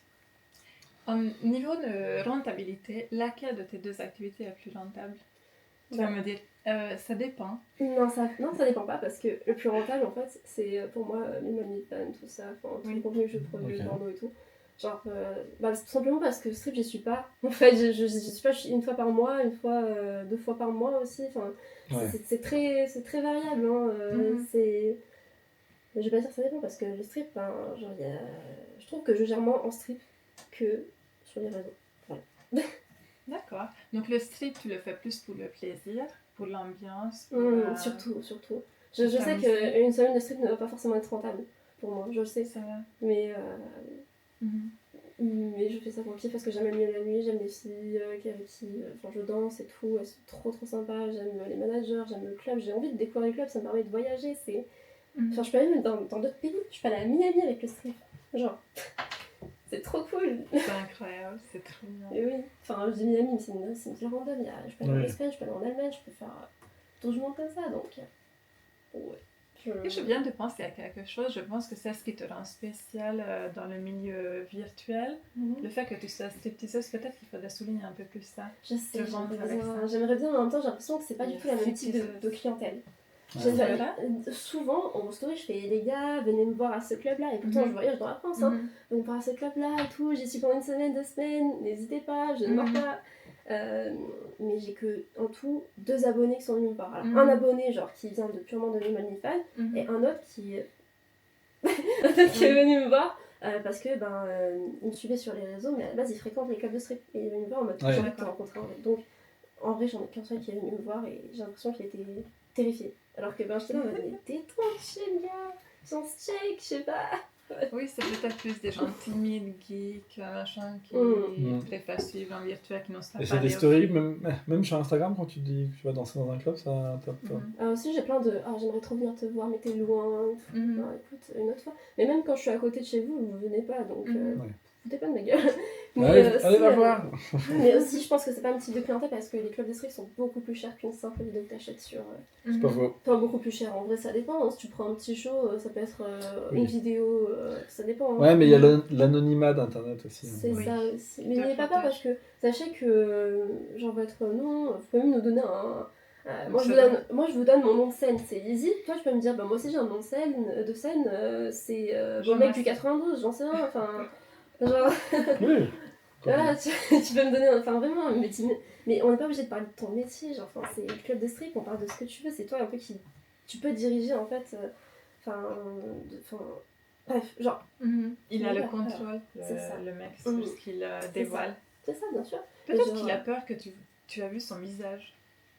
Et alors, t'as vu mon visage aussi. Genre, c'est. Enfin, on va faire quoi de ça, mais genre. Oui, t'as pas son adresse non plus, tu vas pas les débarquer chez lui. Et encore une fois, c'est parce que vous venez dans un club de strip que vous êtes sale. La majorité des gens qui sont dans un club de strip viennent pour s'amuser, pour passer un bon moment, pour passer une petite soirée avec une petite meuf et des potes. Genre, c'est. Enfin. Vraiment, n'ayez pas honte d'aller dans un club de strip. Ça, c'est un truc. Mais je comprends pas les gens qui ont honte, genre. Enfin, je comprends, bien sûr que si, je comprends, mais genre, je comprends pas comment les gens peuvent. Enfin. J'osais pas non plus, tu vois, ça m'intéressait toujours et je pensais qu'en tant que femme seule, comme cliente, j'ai pas le droit d'entrer. Ou avec une copine ou un couple. Bien sûr, avec une copine, mais je sais pas du tout qu'un couple on pouvait y aller. Je pense qu'il y a des clubs, je sais pas lesquels c'est, mais je pense qu'il y a des clubs qui acceptent pas les femmes seules, je suis pas sûre. Mais par exemple, je vais le dire ouvertement, je vais au Bus Paradise à Lyon, là, cette semaine, et j'y suis jamais encore allée. Je ne sais pas si ça accepte les femmes et tout, mais si jamais... Si jamais, on peut venir te voir en fait. Donc, Oui, je vais vérifier. On va envoyer de l'argent comme ça. après, c'est sûr que nous, on n'aime pas trop les clients qui ne consomment pas de boissons, qui sont juste là en mode. Même juste consommer une boisson et après plus rien faire de la soirée, commander que des verres d'eau, enfin, au bout on va faire foutre, quoi. Si t'as pas eu de venir, ne viens pas. Mais prendre juste un tout petit shot privé, mais vraiment le plus petit de la carte et tout, qui sont vraiment très abordables, je trouve. Ou genre, ok, la fille, peut-être elle dansera pas nulle devant toi et que, voilà, ce sera pas un show extrêmement d'une heure où t'as deux filles pour toi qui se collent, qui se rockent et tout. Ce sera peut-être le plus petit show, mais genre, juste ça montre que la boîte, genre, t'as investi dans le travail des filles, tu vois. Genre, même s'il n'y a pas beaucoup de thunes, n'hésitez pas, genre, faut pas être riche non plus pour. Alors, c'est un luxe, hein, mais comme OnlyFans et Mime, c'est un luxe aussi, hein, de pouvoir se le payer. Comme Netflix, comme McDo, hein. C'est la même chose, c'est un luxe. Un jeu vidéo, ce qu'on veut, enfin, ça reste un. Ok. Au niveau, alors on va revenir un peu sur ton côté plus personnel. Est-ce que tes parents ou ta famille sont au courant de ce que tu fais? Non. J'ai une cousine qui est au courant, j'ai une autre personne de ma famille, je vais pas dire qui est au courant aussi. Enfin, en fait, alors tout le monde est au courant que je fais du strip. Ça, ok. Et tout le monde l'accepte un peu par défaut. Tes parents aussi, ça, ils savent que tu fais des striptease? Mon père, je sais pas, mais c'est parce que on se parle pas énormément non plus. Enfin, genre, il me pose pas des questions sur ma vie et tout, mais s'il me demande, je lui dirais, bien sûr. Mais ma mère, oui, enfin. Oui. Elle le sait, elle est en mode non. Mais bon, je leur impose un peu et tout. Et puis après, sinon, le reste de ma famille, c'est lointain pour eux en fait. Quand c'est tes enfants, forcément, t'es plus investi. Quand c'est pas des enfants, c'est des enfants des autres, t'es là en mode bon, cool, tant que t'es pas en danger, en fait, ça nous va en fait. Et moi, je suis là, je suis épanouie. Après, pour le TDS virtuel, là, par contre, il y a que ma cousine qui sait, enfin, une de mes cousines et une autre personne de ma famille. Et ils m'ont dit à personne. Est-ce que c'est un poids pour toi? Un petit peu quand même. J'aimerais bien, parce qu'en fait, j'ai appris avec le temps que une fois que t'as dit des choses, t'as plus rien à te reprocher et genre, c'est bon. C'est vrai. Moi, c'est ce que j'ai vécu, c'est ce que je te disais. Mais j'ai pas les couilles. J'ai pas le coup de le dire parce que je sais très bien que je vais me faire vraiment allumer par tout le monde parce que tout le monde dans ma famille dit par contre, c'est bien ce que tu fais, mais j'espère que tu vas jamais tomber dans le porno. Là, j'ai commencé le porno dans le strip, salut. Donc, raté. Là, je sais pas, je vais vraiment me faire allumer et tout, et c'est pas grave. Si, c'est important parce que la famille c'est important, mais genre, j'ai pas envie de fréquenter des gens qui ne m'acceptent pas comme je suis, qui acceptent pas mes choix de vie, surtout quand c'est rien de grave. Je ne fais pas des choses illégales, je déclare mes revenus, tous mes amis sont au courant. Et tous mes amis me soutiennent. J'ai eu des amis qui m'ont pas soutenu, mais du coup, c'est pas des amis, ils ont dégagé. Ouais. Genre, tu vas à leur qualité et tout, je m'inquiète pour toi. Non, t'inquiète pas, ouais, mais je sens du jugement, non, c'est vrai. Donc, tous mes amis sont au courant, tous mes amis l'acceptent. Mon copain, il était au courant d'entrée de jeu quand on s'est connus, c'est très bien, j'étais bien sur les réseaux. C'est souvent ce qui est un peu plus dur avec la famille, c'est qu'on peut pas. C'est plus difficile de se dire s'ils nous soutiennent pas, on les voit plus quoi. Tu vois, des fois t'es un peu. Ouais. Et du coup, c'est ce qui fait donne un peu plus peur, enfin qui donne la peur. Ouais, c'est ça. Mais en fait, j'ai surtout pas. Enfin, j'ai même pas peur qu'on se voit plus. Parce que vraiment, s'ils m'acceptent pas, c'est chapeau en fait. Genre, vous avez perdu juste une bonne personne dans votre famille. Mais ça, bien sûr, ça me ferait chier. Hein. Mais genre, je suis un peu vilaine. Hein. Dès qu'on m'accepte pas, dès que. T'as raison, je suis un peu pareil. Va-t'en en fait. Genre. Elissa, dis-moi, quelles sont les compétences nécessaires pour tes deux métiers? Pour mes deux métiers. Comme on en parlait tout à l'heure pour le strip, il n'y a pas vraiment de compétences, juste avoir confiance en soi. Il y a encore. Même ça. Genre faker que t'as confiance en toi, être bien apprêté, te donner l'envie d'évoluer. L'envie d'évoluer, c'est vraiment. Genre, je peux pas juste te contenter d'être là et genre.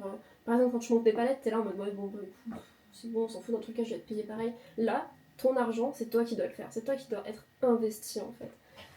Genre, les compétences, ouais, c'est éventuellement faire un peu d'acting. Genre, moi j'en fais un petit peu de temps en temps. Genre, surtout dans le club de strip où t'es là, tu as passé une super mauvaise journée et tout, t'as envie de pleurer, il y a une mauvaise nouvelle dans ta vie et tout, mais tu dois faker, tu dois sourire. Et même des fois au club de strip, même si j'ai passé une mauvaise journée et tout, je fake pas parce qu'il y a des gens qui me donnent le sourire. Mais c'est vrai que des fois c'est utile de savoir que... Tu dois pouvoir faire ressortir ta personnalité pétillante, ton côté agréable. Et laisser tes problèmes à l'entrée quoi, presque, c'est ça. Oui. C'est ça un peu. Comme dans tous les métiers. Oui. Et puis après, oui, mais il y a des métiers où, tu vois, comme tu disais, monter des palettes, pire tu le fais en faisant la tête, mais tu le fais quoi, tu vois. Alors que là, si tu fais la tête dans ton club, t'auras pas beaucoup de clients. Exactement, même les managers, si tu chopes le callback, ils font mais franchement la gueule en fait, genre arrête en fait, ça casse les couilles là. Enfin, tu donnes une mauvaise image au club et tout, et ils ont raison, bien sûr ils ont raison. Et puis après, il faut être polyvalent vraiment parce que, surtout pour le TDS en ligne, genre tu dois monter, tu dois filmer, Donc tes réels par exemple, tu dois les monter, tu dois les publier à telle heure et tout, savoir stratégiquement quelle heure est la meilleure, puis répondre aux messages, puis après faire des stories, puis après sur un autre réseau publier ça, mais après il faut pas que ce soit trop explicite parce que sinon parce que c'est trop explicite les gens vont se branler sur toi gratuitement et du coup bah t'as pas envie qu'ils se branchent sur toi gratuitement donc tu vas les faire aller sur tes OnlyFans mais du coup bah t'es là en mode bon faut que ce soit un peu soft mais que ça donne envie et tout et du coup tu trouves pas le juste milieu et puis après tu dois être ta propre photographe, tu dois faire de l'acting un peu dans tes... Enfin ça dépend des gens mais en tout cas pour moi des fois je fais un peu de l'acting dans mes vidéos porno du coup. Puis après faire des vidéos personnalisées, faire des cams, faire des échanges de news, faire... Waouh. Et travailler sur les sites différents du coup, faut rien oublier de tout ça. Et tout ça en t'inventant un personnage, en jouant un rôle et enfin moi je joue pas spécialement de rôle ou quoi que ce soit parce que j'ai l'impression d'être vraiment moi d'ailleurs c'est un peu dangereux d'être vraiment soi quand on est sur les réseaux mais bon. Mais c'est plus facile, et sur le long terme, c'est plus facile de le maintenir. Parce que si tu joues vraiment un rôle, moi je trouve que c'est difficile sur le long terme. Tandis que si tu es juste toi-même. C'est ça en fait, c'est pour ça que moi j'essaie d'être de plus en plus moi-même et de jouer un peu la meuf un peu conne. Genre d'habitude je suis un peu comme ça, genre. Mais en vrai je suis un peu nono des fois comme ça, c'est vrai. Bon, c'est pas très difficile, mais genre. Je voulais vraiment me donner cette image de blondasse et tout, mais en fait finalement je veux juste être moi, même si c'est pas un. Enfin, j'arrive pas à définir mon personnage puisque c'est moi et j'arrive pas à prendre le recul pour savoir ce que je suis, mais ouais, après tu as ta propre comptable aussi, genre déclarer tout ça, et puis c'est un boulot à plein temps en fait. C'est un boulot à plein temps parce que ça peut être très addictif aussi de suivre tous tes réseaux, de répondre à tous les messages et tout, c'est impossible. C'est impossible de tout faire.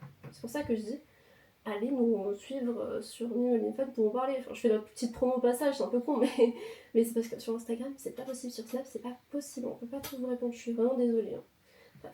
Parce que sinon on passe notre journée à répondre et on pourrait plus créer du contenu, poster du contenu pré-programmer des trucs, enfin c'est exactement ça. C'est pas possible.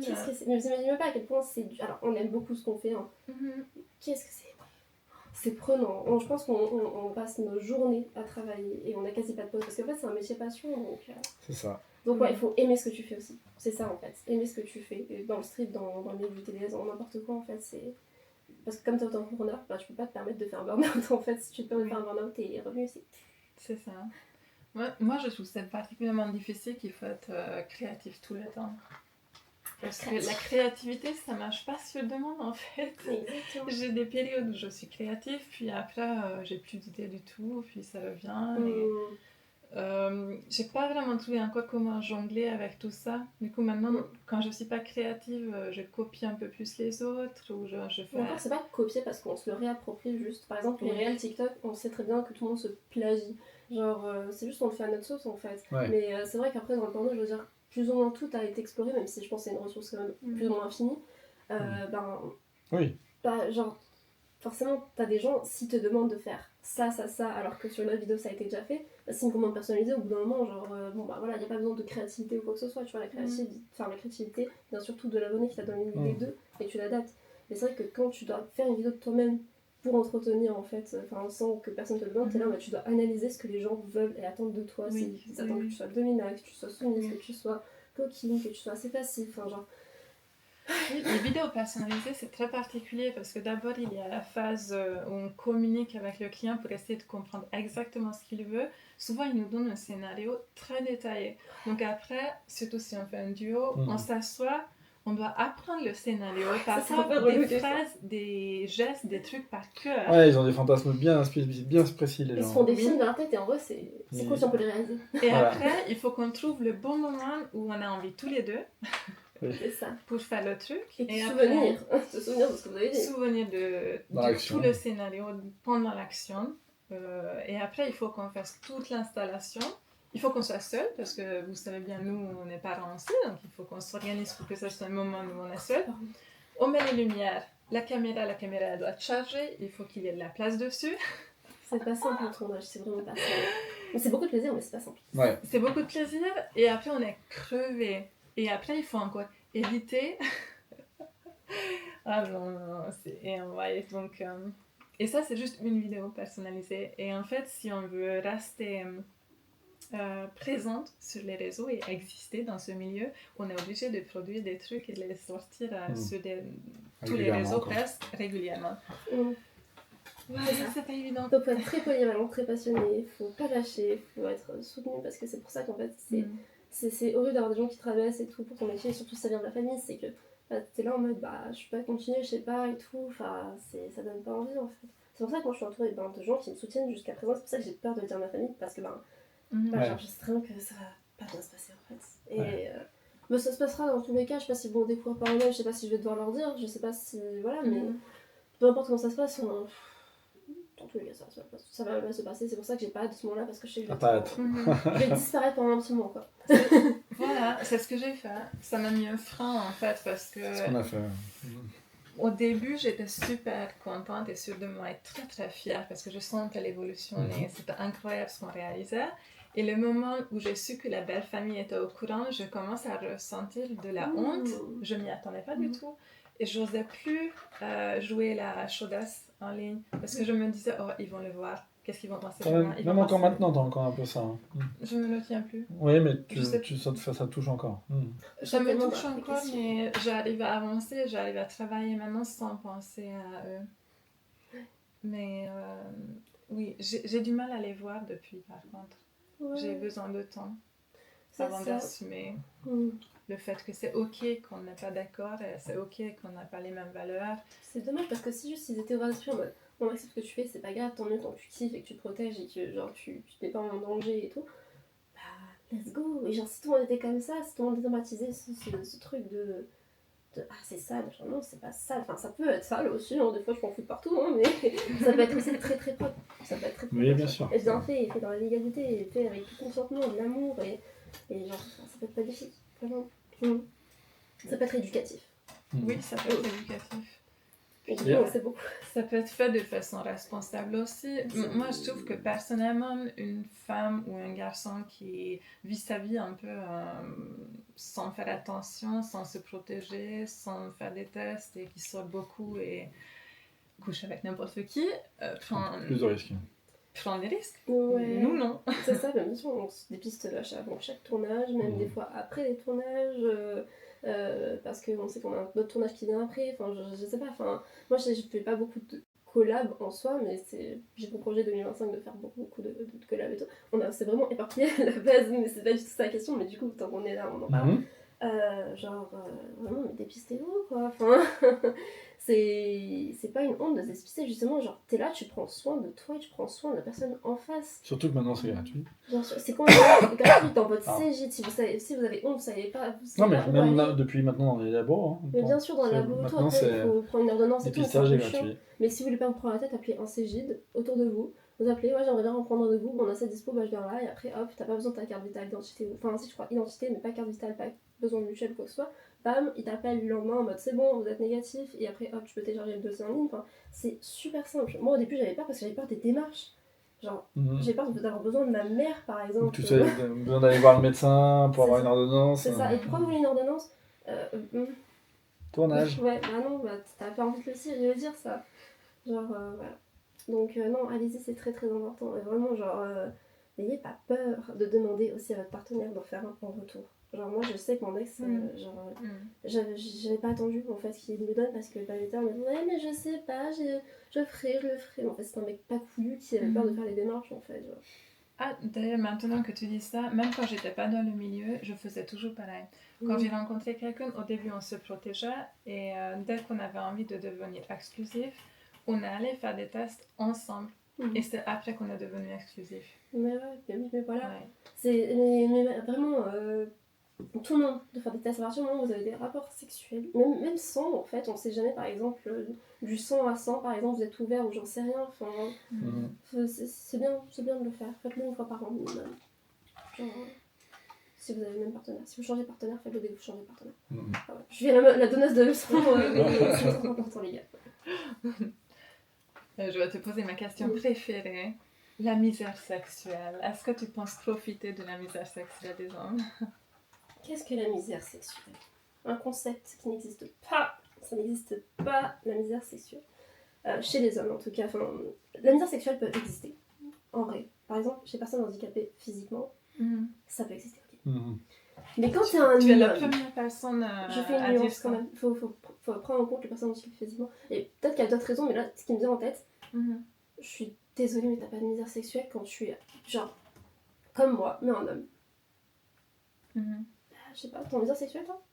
Bah oui, parce que t'es en couple, forcément. Non, mais il y a toujours des gens qui vont chercher. Non, mais célibataire, tu peux pas te tu peux dire, avoir une vie intime tout seul. Exactement. Toute seule. Ah oui. En fait, la misère sexuelle, en fait, c'est des gens, ils disent qu'ils sont en misère sexuelle parce qu'ils ne peuvent. Enfin, c'est surtout des hommes qui disent ça, parce que nous, en tant que fille, on claque des doigts, on a un mec qui veut coucher avec nous. Enfin, même quand on est une fille, entre guillemets, pas top, physiquement, on peut avoir n'importe quel mec parce que il se sent en misère sexuelle, et ben, il va rentrer dans tout ce qui bouge. Voilà. Donc, du coup, non, la misère sexuelle, vous la créez vous-même, les gars, en fait. Parce que si on ne veut pas de vous, posez-vous des questions pourquoi on ne veut pas de vous. Peut-être parce que vous avez des comportements problématiques, peut-être parce que vous êtes crade, peut-être que vous ne prenez pas soin de vous, peut-être parce que. Dites pas, ouais, parce que je suis moche. Non. Je connais des gars qui, à la base, n'auraient pas du tout attiré, mais par leur comportement, leur façon de réfléchir, de penser, de parler, je les trouve mais, tellement sexy. Et je pouvais les pécho, alors qu'à la base, je les trouve pas beaux, entre guillemets. Et genre, alors arrêtez de dire que vous êtes moche. Non. Juste entretenez-vous, en fait, psychologique. Allez voir un psy. Genre, un mec qui va voir un psy, c'est green flag. Mais qu'est-ce que c'est green flag? Genre, ça m'excite. Si vous avez pris une douche, si vos vêtements sont propres, vous sentez bon et vos cheveux sont coupés, non, vraiment. Vraiment. Va chez le coiffeur, va chez le psy, prends une douche, c'est bon. Et juste, tu trouves la Je vais voir un psy, je sens bon, je suis bien là. Un homme émotionnel, mais oh là là, qu'un mec rationnel, genre, rationnel, genre en mode c'est comme ça, c'est comme ça, c'est comme ça, du coup c'est comme ça. Non, on n'est pas les mecs qui sont pas ouverts émotionnellement en tant que meuf. C'est un peu cliché, mais c'est vrai. Et puis sinon, genre, il y en a qui me disent ouais, mais si je fais tout ça, j'arrive pas à pécho et tout. Je suis désolée, mais moi je vais à la salle, tous les mecs de la salle qui s'entretiennent et tout, ben je sais qu'ils ont toutes les nanas qu'ils veulent. Il y en a, ils ont pécho plus que moi dans ma vie. Mon body count à côté du leur, c'est. Arcade. C'est vrai. Genre, donc. Puis dites-vous que vous aussi vous préférez d'avoir des jolies meufs. C'est pas une question de morphologie, mais une meuf qui s'entretient un peu, qui bouge un peu, qui fait un peu de sport, qui se coiffe les cheveux, qui se maquille un tout petit peu ou pas, mais genre elle se lave le visage le matin. Vous voyez ce qu'on veut dire? Du coup, c'est pareil pour vous. C'est ça, mais faites pas la mise heureuse sexuelle, de toute façon, si vous êtes crade, genre, on veut pas de vous. Je suis désolée, mais genre, vraiment, genre, je vous regarde autant, je vous juge vraiment au bout d'un moment. On n'est pas superficiel parce qu'on vous demande d'aller à la salle ou qu'on demande des abdos. Vous aussi, vous aimez les abdos, c'est une femme. C'est comme j'ai vu un réel, genre, ouais, moi j'aime, un mec qui fait, ouais, moi je veux une meuf comme ça, je veux qu'elle ait des grosses filles, qu'elle ait des fines et tout. Et nous, en tant que meuf, on demande un mec grand, c'est, ah non, on contrôle pas, C'est vrai que c'est un peu pareil.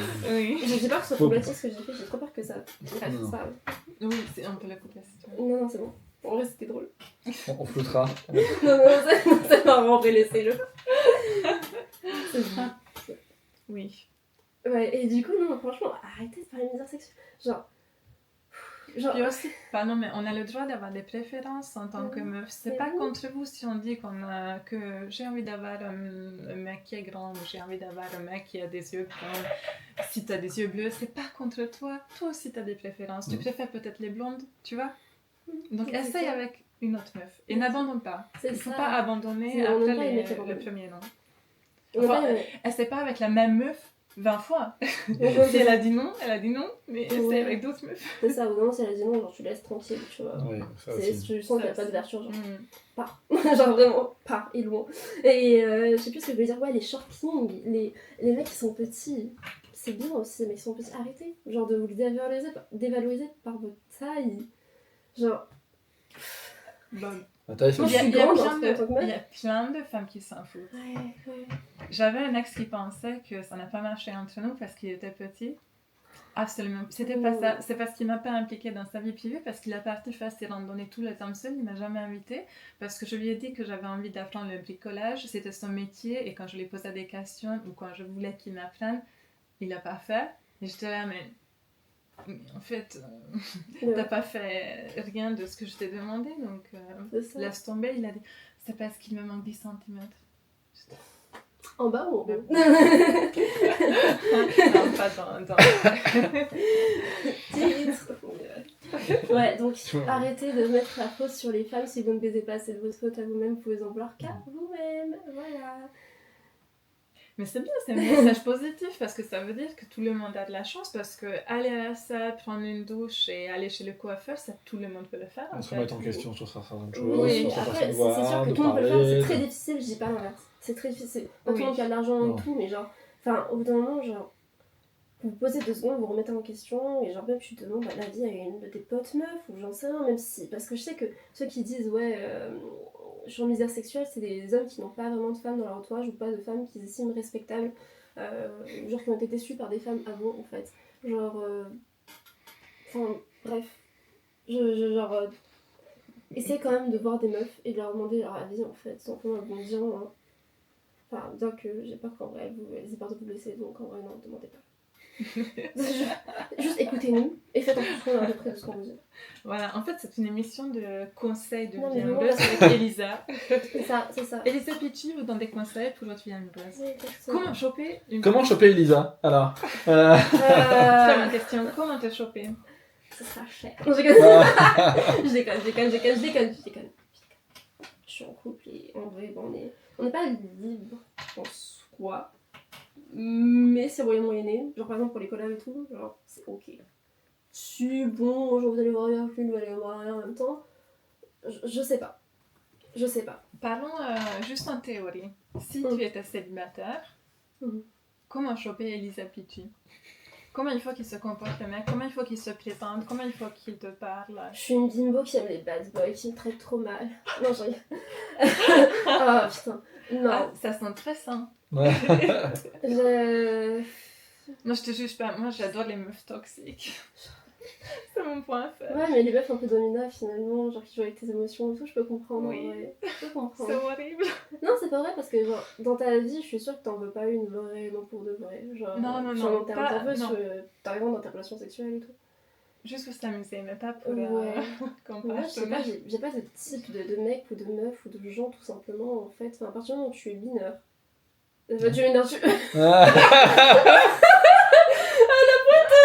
Alors, on parlait du métier, bien sûr. On a... Ah, ça, on le garde parce que c'est trop. C'est trop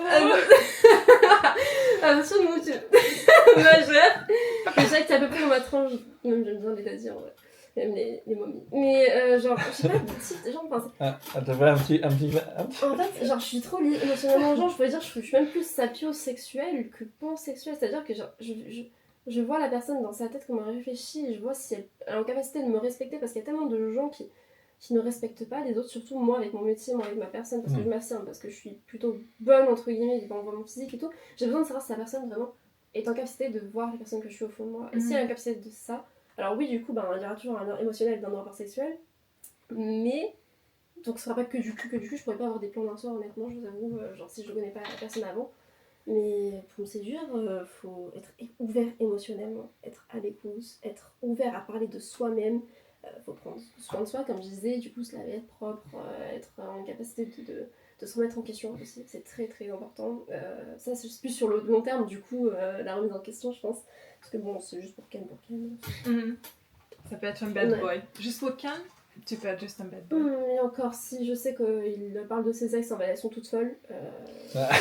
Oh, le huge red flag. Genre, non, pour moi, un mec qui parle mal de tous ses ex, c'est Ça pas veut dire que possible. tu les as rendus folles. C'est ça. Et même une meuf qui parle mal de tous ses ex, genre, non, comment ça, ils sont tous fous. Genre, non, je dis pas ça. Après, oui, ils ont. C'est pas ce que tu fais. À la limite, moi, je parle tous de mes ex en mode, ils ont pas été en capacité de C'est me l'inverse. respecter. T'as encore des liens affectifs avec la plupart de tes ex. Je sais pas. Parfois je dis on n'a pas été compatibles, parfois je dis c'était tous horrible. Mais non, je retire. Ça, je le dis que à mon chéri quand parfois je suis trop mélancolique et je me plains, mais non, en fait, je les adorais tous. Bah oui. Oui, sur le moment, oui, c'est juste avec le recul, genre, tu vois, surtout le négatif, en fait, genre... Je pense que je me force à voir le négatif pour essayer de me détacher d'eux. Parce que quelque part au fond, je les aime tous encore. Bah, moi, je trouve ça normal d'avoir toujours une partie de nous qui aime nos ex, en fait. Genre, on est complètement hors sujet de tout ce qu'on disait à la base. Non, on se ressent vraiment, genre, on parle librement. C'est intéressant aussi. Ouais, de ouf. Et genre, en fait, Je sais plus ce que je disais. Ouais, je trouve que c'est normal qu'on fasse qu'il y ait une partie de nous qui aime encore nos ex. Genre, même moi, j'ai de l'affection pour mon ex avec qui je suis sortie 4 ans et demi, enfin, pendant 4 ans et demi. Genre, il s'est passé tellement de choses et tout, il m'a tellement appris à évoluer, il m'a tellement soutenu et tout, forcément, genre. Puis tout ce qu'on. Enfin, on s'aimait vraiment, quoi. Enfin, c'est pas de la merde ce qu'on a vécu. Mais c'est sûr que. Enfin, là, si je le revois, bien sûr, il y a un truc de. C'est bien ce qu'on a vécu, mais. Il s'est passé ça, ça, ça, et toutes les raisons pour lesquelles je t'ai quitté, en fait, ça me dégoûte de toi. Genre, ouais, bref. Du coup, pour ton orientation sexuelle, c'est clair, c'était plutôt sapiosexuel Ouais. ou pansexuel. Donc, je te pose plus la question. Oui. Et pour ta vie amoureuse, j'avais une autre question. Si un homme te demande d'arrêter, est-ce que tu arrêterais et sous quelles conditions? Non. Je n'arrêterai pas. Je C'est n'arrêterai vrai? pas. Ah, C'est non ferme c'est et définitif. catégorique. En fait, alors, Catégorique. catégorique. En fait, je vais reprendre ce qu'a dit Nora dans la vidéo Mhm. qu'elle a fait avec vous. Mhm. Si on a des projets, par exemple, je me mets en couple avec un mec Mhm. et qu'on a des projets en commun qui sont autres que du TDS et que je dois abandonner le TDS pour réaliser nos projets et que ça nous tente vraiment, que j'en ai plus envie que le TDS, oui. Mais si c'est un mec qui arrive comme ça, ouais, alors je t'aime beaucoup et tout, hein, mais si t'étais pas DS, franchement, ça aurait pu le faire entre nous, mais là, faut que t'arrêtes pour moi. Bah non, tu vas te. Hein. Ouais. Ça m'est déjà arrivé, hein. Je fréquente des mecs, même juste sexuellement, ils sont là en mode ouais, mais j'ai pas envie de baiser une TDS. Il y a plein de gens qui ont envie de te passer dessus. On me l'a dit ça une fois, j'étais en mode. Super. Bah, pas du tout. Pas du tout. Sympa, c'est 90% de mon personnage est en train de dire que tu détestes ça. Cool.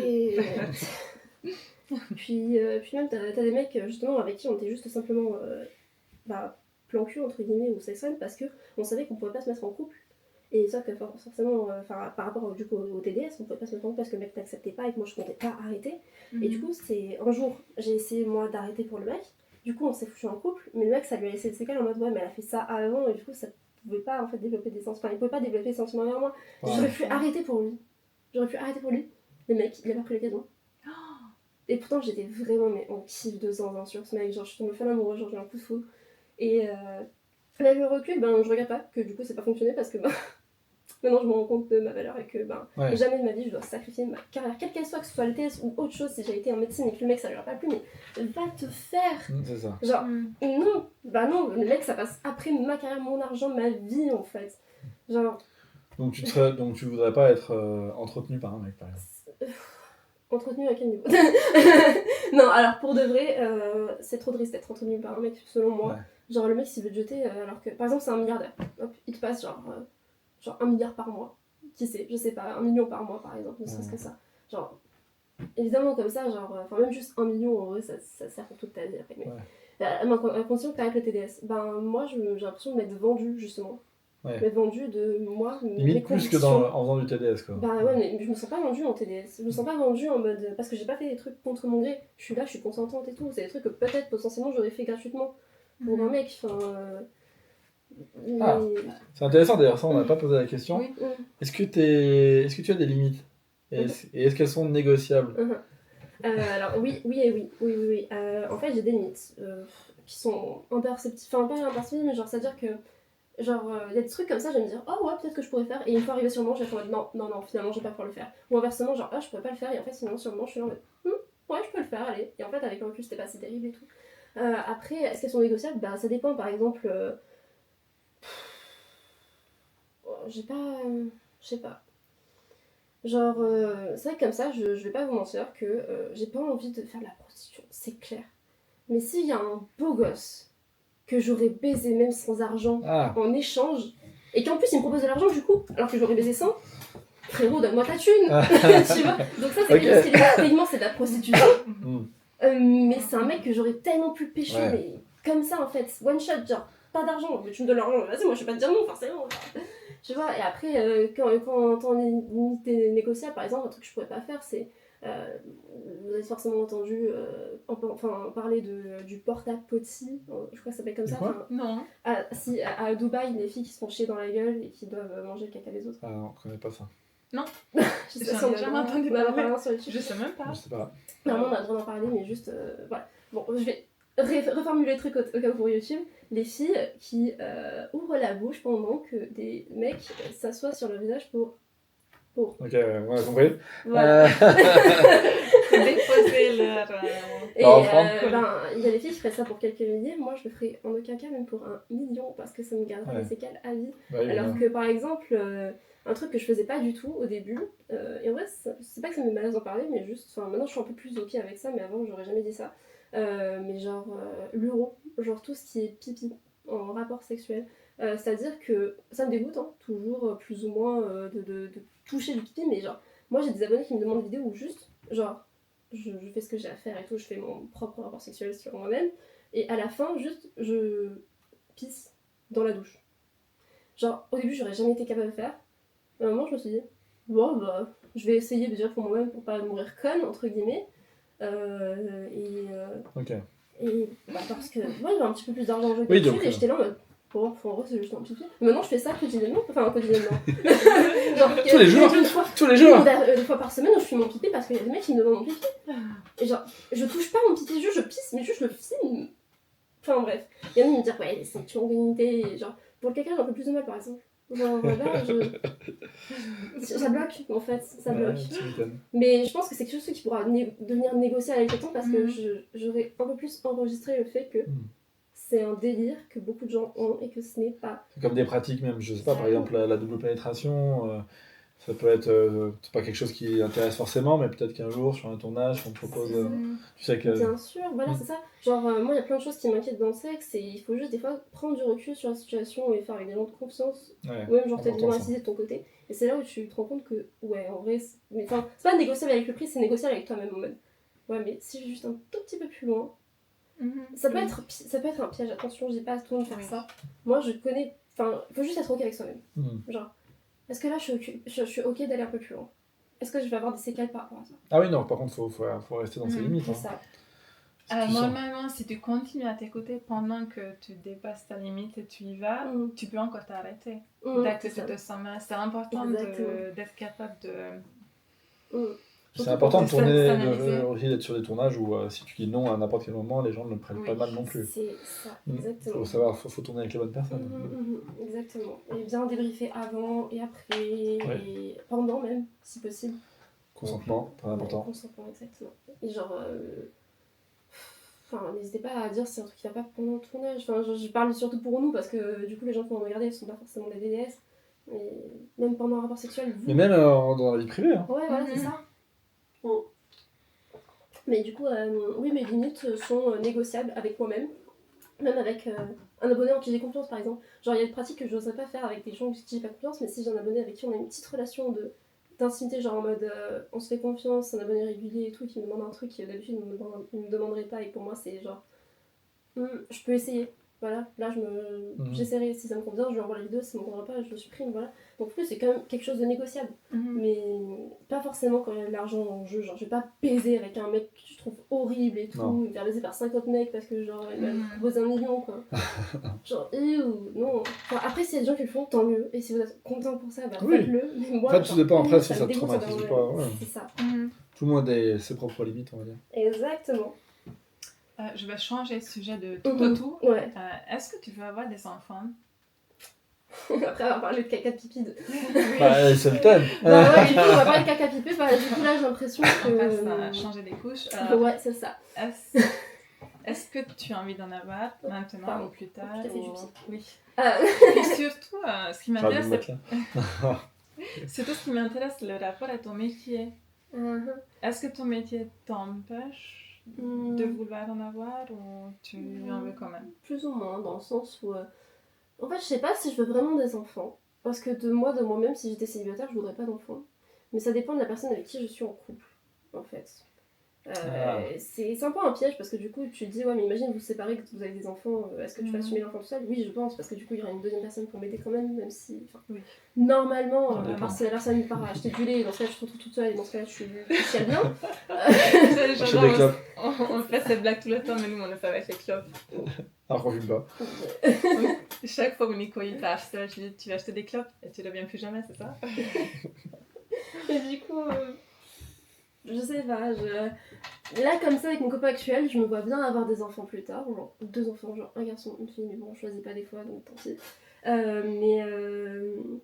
Mais du coup, si j'ai des enfants, je pense arrêter mon métier de TDS pour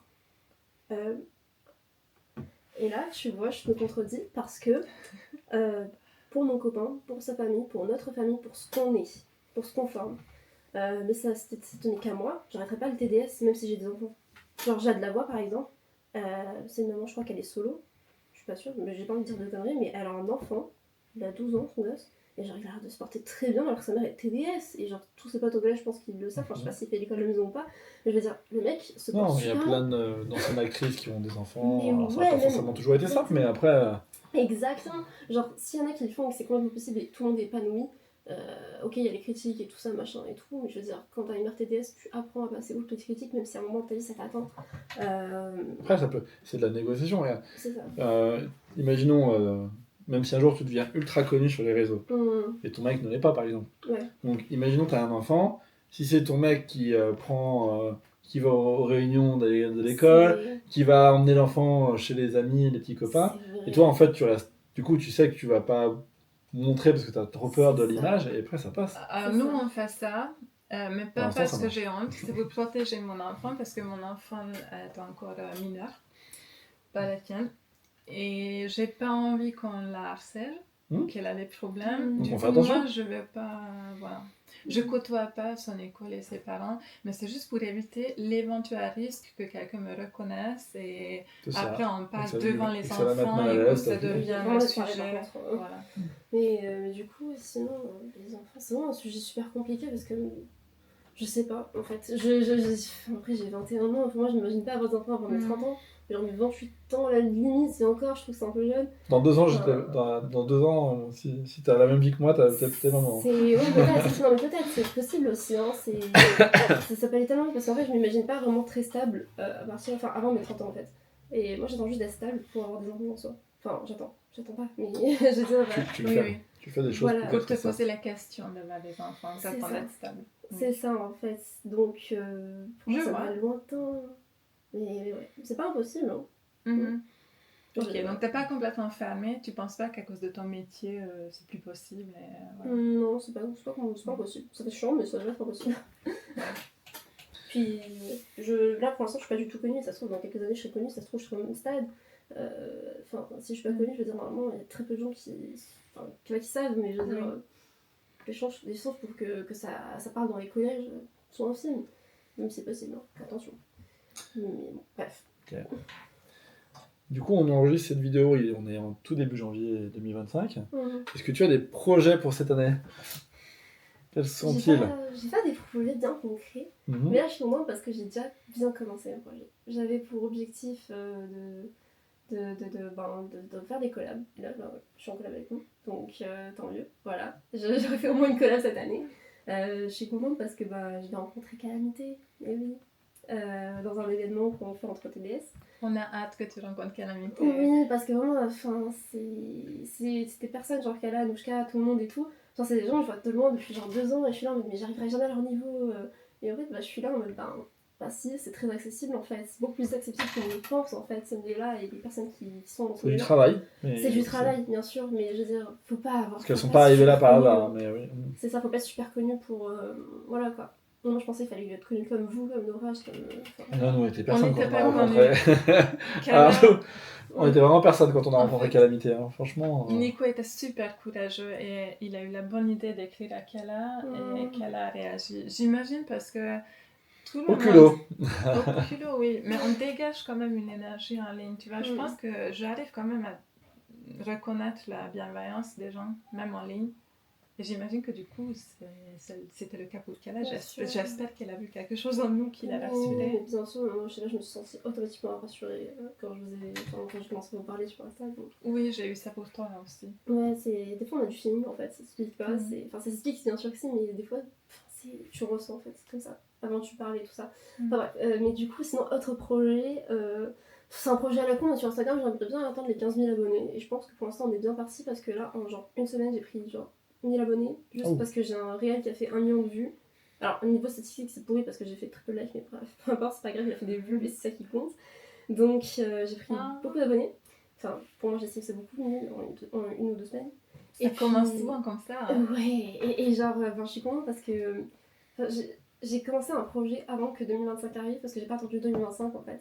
Je me suis dit, je me suis fixé un nombre, un nombre de... Un objectif financier. Un objectif financier journalier, même par semaine et par mois. J'ai pas compté mes pauses, c'est pas grave. Mais voilà, je me suis fixé un objectif, il me faut tant par Oui, il jour. faut que sur l'année, la moyenne soit C'est ça, 60. pour que quoi. quand je déclare et tout, il reste temps pour que je puisse mettre de côté ça, pour que je puisse investir ça, pour que je puisse acheter une voiture en fin d'année. Ça, c'est un projet. Ah, c'est un projet. voiture. Une Twingo. Une Ferrari, c'est ça? Non, une Twingo, même si c'est du... Enfin, je m'en fous, de toute façon, je suis jeune permis, je conduis à peine. Enfin, là, je vais la cabosser la Ferrari si j'en ai une. Car l'assurance, je dis pas. J'ai plein d'autres objectifs qui sont sur mon mental, genre par exemple, aller voir un psychiatre. Le psychologue, genre c'est bon, c'est ok. Maintenant, il faut que j'aille voir un psychiatre parce que j'ai l'impression qu'un psychologue ne veut pas m'aider seul. Voilà.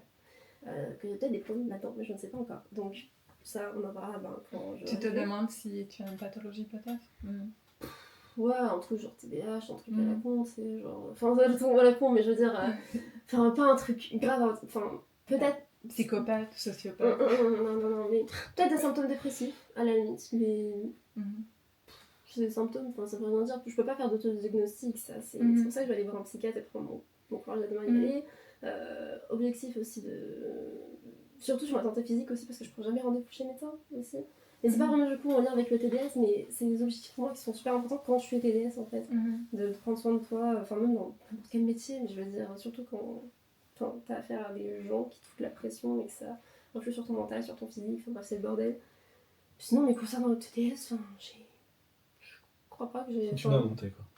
Ouais, continuer à monter, trouver la stabilité financière et mentale et tout. Et puis mettre de côté, quoi, finalement, et continuer. T'es bien parti. Je suis super bien partie. Il y a juste la santé qui a un peu foiré depuis 3 semaines, mais c'est pas... Enfin, 2-3 semaines. Et sinon, à part ça, c'est bon, ouais. Voilà. Et du coup, vos objectifs à vous, parce que on est en monde interviewant, mais je pense que c'est important de savoir vos objectifs à vous. On va la retourner la question. Ouais, mais non, mais parce que c'est bien aussi, genre. Bah allez, on va terminer sur ça. Allez. Vas-y. Alors, perso ou tous les deux en commun? Parce que ça peut être aussi... Les deux, non? Comme tu veux. Alors, bah, en commun, moi, je pense qu'on a aussi l'objectif d'être stable financièrement dans ce milieu-là. Alors, on va être honnête avec vous, on arrive à sortir un salaire pour le moment. Sauf que nous, il nous en faut 2 parce qu'on travaille dessus tous les 2 à temps plein. Donc du coup, même moi, je vais faire autre chose à côté, normalement, si tout se passe bien. Oui. Donc, Nico, il est en train de faire sa formation de chauffeur Uber. Ça s'appelle chauffeur VTC. Et puis, moi, j'ai une passion, c'est le paramoteur. J'ai envie de m'investir un peu plus là-dedans, participer peut-être plus à des événements au niveau régional, national. Donc, je vais voir ce que je peux faire là-dedans. Oui. Ça, c'est perso. Donc, perso, sur le long terme, ça aimerait peut-être devenir revendeur. Voilà, mais déjà m'investir dans le truc et être un peu plus investi dans ce monde-là. Et toi? Et moi, ma santé mentale, j'aimerais la stabiliser un peu parce que je suis sous traitement. Après, si je passe l'année sous traitement, c'est pas grave parce que je trouve que là, on a trouvé une équipe qui marche à peu près. J'aimerais développer notre business. J'aimerais le prendre un peu plus pour moi, notre business qu'on a ensemble, tout en gardant la place de Nico dedans. Mais j'aimerais faire plus de travail que lui. Pendant que lui, il fait chauffeur, il faut après, que j'apprenne voilà. tout. Si jamais un jour on devient assez gros dans le TDS et qu'on n'a plus besoin du VTC, on gardera que le TDS. Mais... Oui. Après, pareil, comme Elisa a dit, j'ai commencé déjà à la fin de cette année. Moi, je commence à me former en marketing, vente, communication, SEO, enfin tout ce qui est réseaux sociaux et tout ce qui va avec notre métier, parce que je me suis rendu compte, je commence à être consciente de mes erreurs et de mes failles, de mes points faibles, et je culpabilise énormément dessus et je suis très dure avec moi-même et je me suis dit, en fait, au lieu de juste me flageller, il faut que j'agisse, il faut que j'apprenne et que je développe mon business. Moi, je stagne en fait dans mon entreprise et je le supporte très mal parce que les chiffres montent sur les réseaux, mais financièrement, je m'en sors pas très bien. J'avance pas comme je voudrais parce qu'il me manque des compétences. Donc cette année, moi, je veux acquérir des compétences. Ouais, je comprends de ouf parce que moi aussi il faudrait que je me forme, mais là tout de suite j'ai pas le moyen d'investir dans une formation quoi que ce soit, donc j'ai juste continué à gérer tout toute seule. Et ouais, je pense que toi du coup t'as plus d'abonnés et tout, c'est plus. Non, en fait, je Enfin, vais me justement, c'est former plus sur compliqué. YouTube. Ouais. Je vais me former Ah, sur tu des veux vidéos juste- gratuites au Ouais. début. Parce que pour le moment, oui, j'aimerais commencer à économiser aussi. C'est pour ça que Nico, il va prendre un boulot. Parce qu'après, lui, il économise avec son boulot. Il peut le dépenser pour son plaisir. Et moi, j'économise avec le mien. On a des objectifs un peu différents financièrement. Moi, j'ai très envie d'apprendre à investir. J'ai très envie de dépenser en formation. Je suis un peu trop ambitieuse. Je sais pas. Non, très polyvalente, très. Je sais pas comment dire. Non, je pense que et en fait, mon but dans la vie, c'est la retraite anticipée. Ouais, Je veux me mettre à la retraite. Pareil. 40-45 ans. Je veux plus bosser après, en fait. Je veux voyager avec mon van emménagé ou faire du YouTube. C'est pour ça que j'ai lancé YouTube aussi, parce que je prépare déjà pour plus tard. Mais la rentrée anticipée, pourquoi pas? En vrai, t'as raison. Ah, moi, c'est mon seul et unique but dans la vie, je te jure, maintenant. Tu veux coffrer assez pour pouvoir pas avoir assez pour tout le restant de ta vie. Oui. Voilà, merci d'avoir merci posé beaucoup, la question. Elisa. Oui, rien. Merci pour toutes tes réponses. Elles étaient vraiment très bien. Merci à vous aussi. Je comptais sur toi, je savais que tu étais très bavarde et tu as assuré, tu nous as pas déçus. Tu es quelqu'un de vraiment intéressante, donc c'est intéressant d'en apprendre plus sur toi.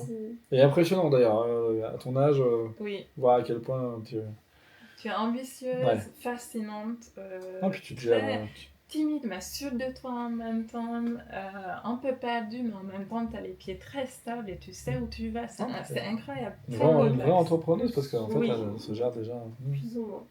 J'ai l'impression d'être très fragile encore. Enfin, genre au niveau de mes appuis. Ouais, mais bon, comme on a dit, t'as vraiment à peine la vingtaine, donc c'est vrai. Il faut que je prenne du recul aussi parce que j'ai souvent m'auto-flagellé en mode ouais, mais pourquoi moi je suis pas à ce niveau-là? Mais ouais, mais les autres elles ont 6 ans de TDS derrière elles. Toi t'es là, ta première année vraiment sérieuse, donc forcément. J'ai tendance à faire pareil. Je me compare aux gens qui font ça depuis 6 ans. C'est ça. Et moi, j'ai commencé il y a 1 an. C'est ça. Moi, quand je vois Sophie Rain et tout, enfin, je sais pas si vous voyez. Oui, celle qui a gagné 43 millions. C'est ça. Genre, quand je vois les meufs comme ça, même Ariel, je sais plus trop quoi, là, une fille que je suis. Genre, quand je vois qu'elles ont genre quasiment mon âge et tout, et qu'elles font des millions et des millions, je suis là, mais. Incroyable. Donnez-nous la recette. C'est ça, mais pareil. Enfin. C'est super inspirant. Ça dit beaucoup de choses sur la personne, les gens qui t'inspirent, je trouve. Ça veut dire que il y a un psychologue qui m'a demandé de faire une liste des personnes qui m'inspiraient, que j'admirais, et elle a dit ok, maintenant regarde cette liste, tu sais que tu les as choisies parce que tu as des choses en commun avec toutes ces personnes. Ouais, quelque part, ouais. Oui.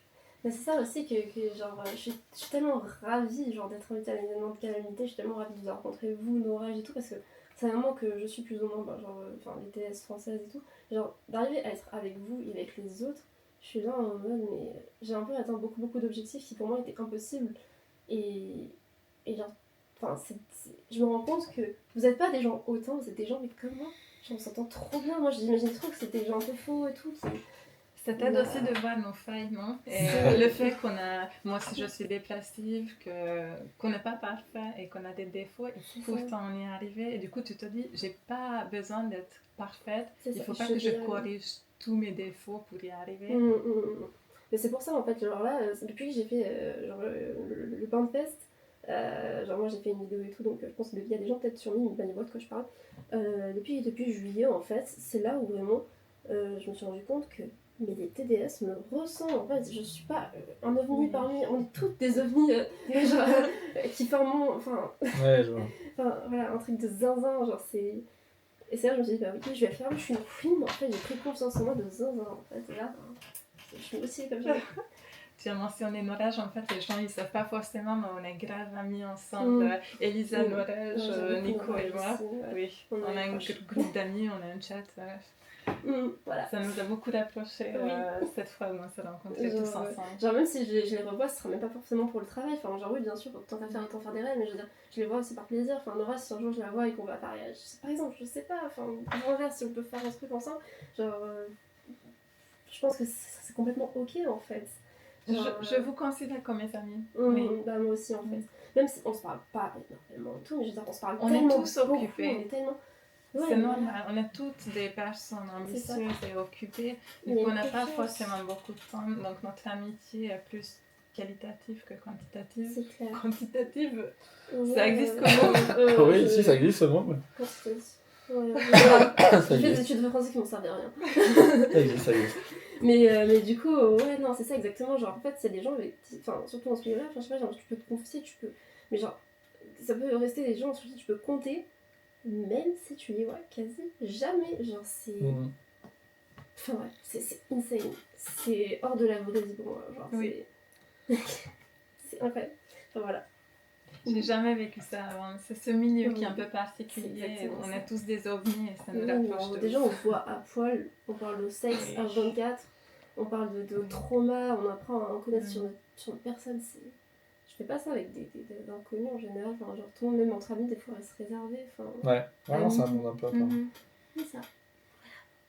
Voilà, bah écoutez Lisa, merci énormément. Merci à vous. C'était un podcast génial. Voilà, c'était Elisa Pichi. Je vais vous mettre son Insta si jamais vous avez envie de voir. Elle est magnifique. Son univers. Merci. Et du coup, attends, on va pas faire une petite intro, genre quand même. Alors, on fait une vidéo, pas pour promouvoir notre métier. Voilà, on fait une vidéo d'un peu les behind the scenes de notre métier. On n'est pas là pour inciter les gens à faire pareil que nous, que ce soit une meuf ou un mec, ou n'importe qui d'autre d'ailleurs. Genre, peu importe votre âge, s'il vous plaît, réfléchissez avant de vous lancer dans ce milieu, parce que les conséquences peuvent être vraiment désastreuses. J'en parlais de la famille, on parlait des enfants, on parlait de plein de choses, du mental, de psychologique, de nous, notre rapport avec nous-mêmes, avec nous-mêmes intérieurement et notre corps. Genre, ça peut avoir des dégâts, mais grands, genre, financièrement, c'est un métier super instable. Alors, c'est pas plaisir. Le salaire moyen sur LinkedIn est de 500 € par mois. 150, pardon, même pas 500 €. Genre, les gars, en fait, vous vous rendez pas compte à quel point c'est difficile. Genre, on claque pas des doigts, on n'a pas de l'argent en claquant des doigts. C'est pas juste en montrant ses fesses que tu gagnes 2000 € d'un seul coup, hein, c'est pas vrai. C'est ça. Donc, on peut se faire harceler. Déjà en ligne par des inconnus qui disent que c'est une grosse connasse, t'as pas de dignité, t'es une pute, machin et tout. Par sa propre famille, on peut se faire harceler. Par ses amis, par son copain qui me fait du chantage par exemple. Genre. Ou même tu peux te faire dire ton boulot, tu peux ne jamais trouver de boulot aussi parce que t'avais ça. Et sauf que je veux pas continuer le TDS parce que ça te plaît plus, parce que je trouve ça sale. Finalement, j'en sais rien, je peux te sentir sale avec toi. Non, vraiment, les gars, réfléchissez. On n'est pas là pour promouvoir. Même si vous montez pas de tête. On donne notre expérience. La plupart des personnes que je connais ont mis des années pour gagner enfin un SMIC avec ce boulot. Donc imaginez, vous travaillez pendant des années gratuitement, puis il coûte très très peu d'argent. Par contre, les risques, les dangers, ils viennent dans tous les cas. La réussite, ça c'est pas sûr. La réussite, c'est que si vous continuez pendant les planètes s'alignent. Les planètes s'alignent. Par contre, les dangers, c'est pour tout le monde. Exactement. Chaque personne que je connais dans le milieu a des problèmes. Il y aura au moins un membre de la famille qui va te faire pleurer. Ouais, à cause de ton choix, c'est sûr. Ça, mon Dieu. Après, il y a plein de familles qui. Enfin, du coup, on entre un peu de s'étendre sur ça, mais je préfère en parler. Puis voilà. Il y a des familles qui vont vraiment l'accepter, tant mieux pour vous. Mais au niveau de la société, vous serez considéré comme un déchet, en fait, toute votre vie parce que vous avez fait du porno. Donc, après, si vous avez la conception pour vous, mais même si les gens vous traitent comme ça et que vous êtes ok en mode, pardon, je sais mes valeurs, je sais que j'ai ma dignité, entre guillemets, genre tout est ok, mais genre, pour gérer ça, faut vraiment avoir un mental d'acier. Et même moi, il y a des fois où j'ai entre guillemets regretté dans le sens où, là, je sais que je viens de faire ça, donc il n'y a plus de retour arrière. Genre là, je sais que je viens de faire ça, donc je pourrais pas. Je sais pas, genre, par exemple, Miss France. C'est con, hein, mais genre, c'est pas un rêve que j'ai personnellement, mais tu peux pas faire Miss France, ça fait du porno. Voilà, donc.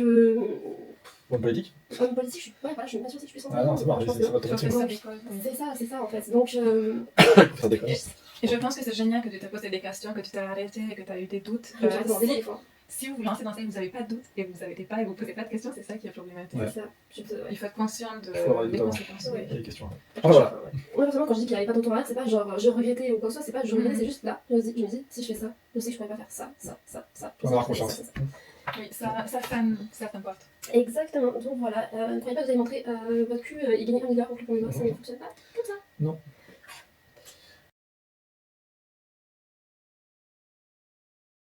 Merci. Merci à vous aussi et merci pour votre attention. Merci. Puis voilà, j'allais dire on se retrouve pour une prochaine vidéo, mais non, c'est vous allez retrouver. Moi peut-être sur ma chaîne YouTube parce que j'ai une chaîne YouTube, mais. On le savait pas? Oui, j'ai une chaîne YouTube, mais je vous donne mon pseudo parce que même mon pseudo je sais plus. J'ai fait une vidéo là-dessus que je vais refaire parce que genre elle est pas assez bien organisée. Mais ouais, je vous donnerai sur ma chaîne. Ok, Du coup, ça bon. sera On vous le là. mettra On mettra aussi là-dedans, quelque part. je sais pas. dans la description. Ou, voilà. Voilà. Oui, Bah, merci bien. voilà. Bon, des bisous tout le monde. Au revoir. Au revoir.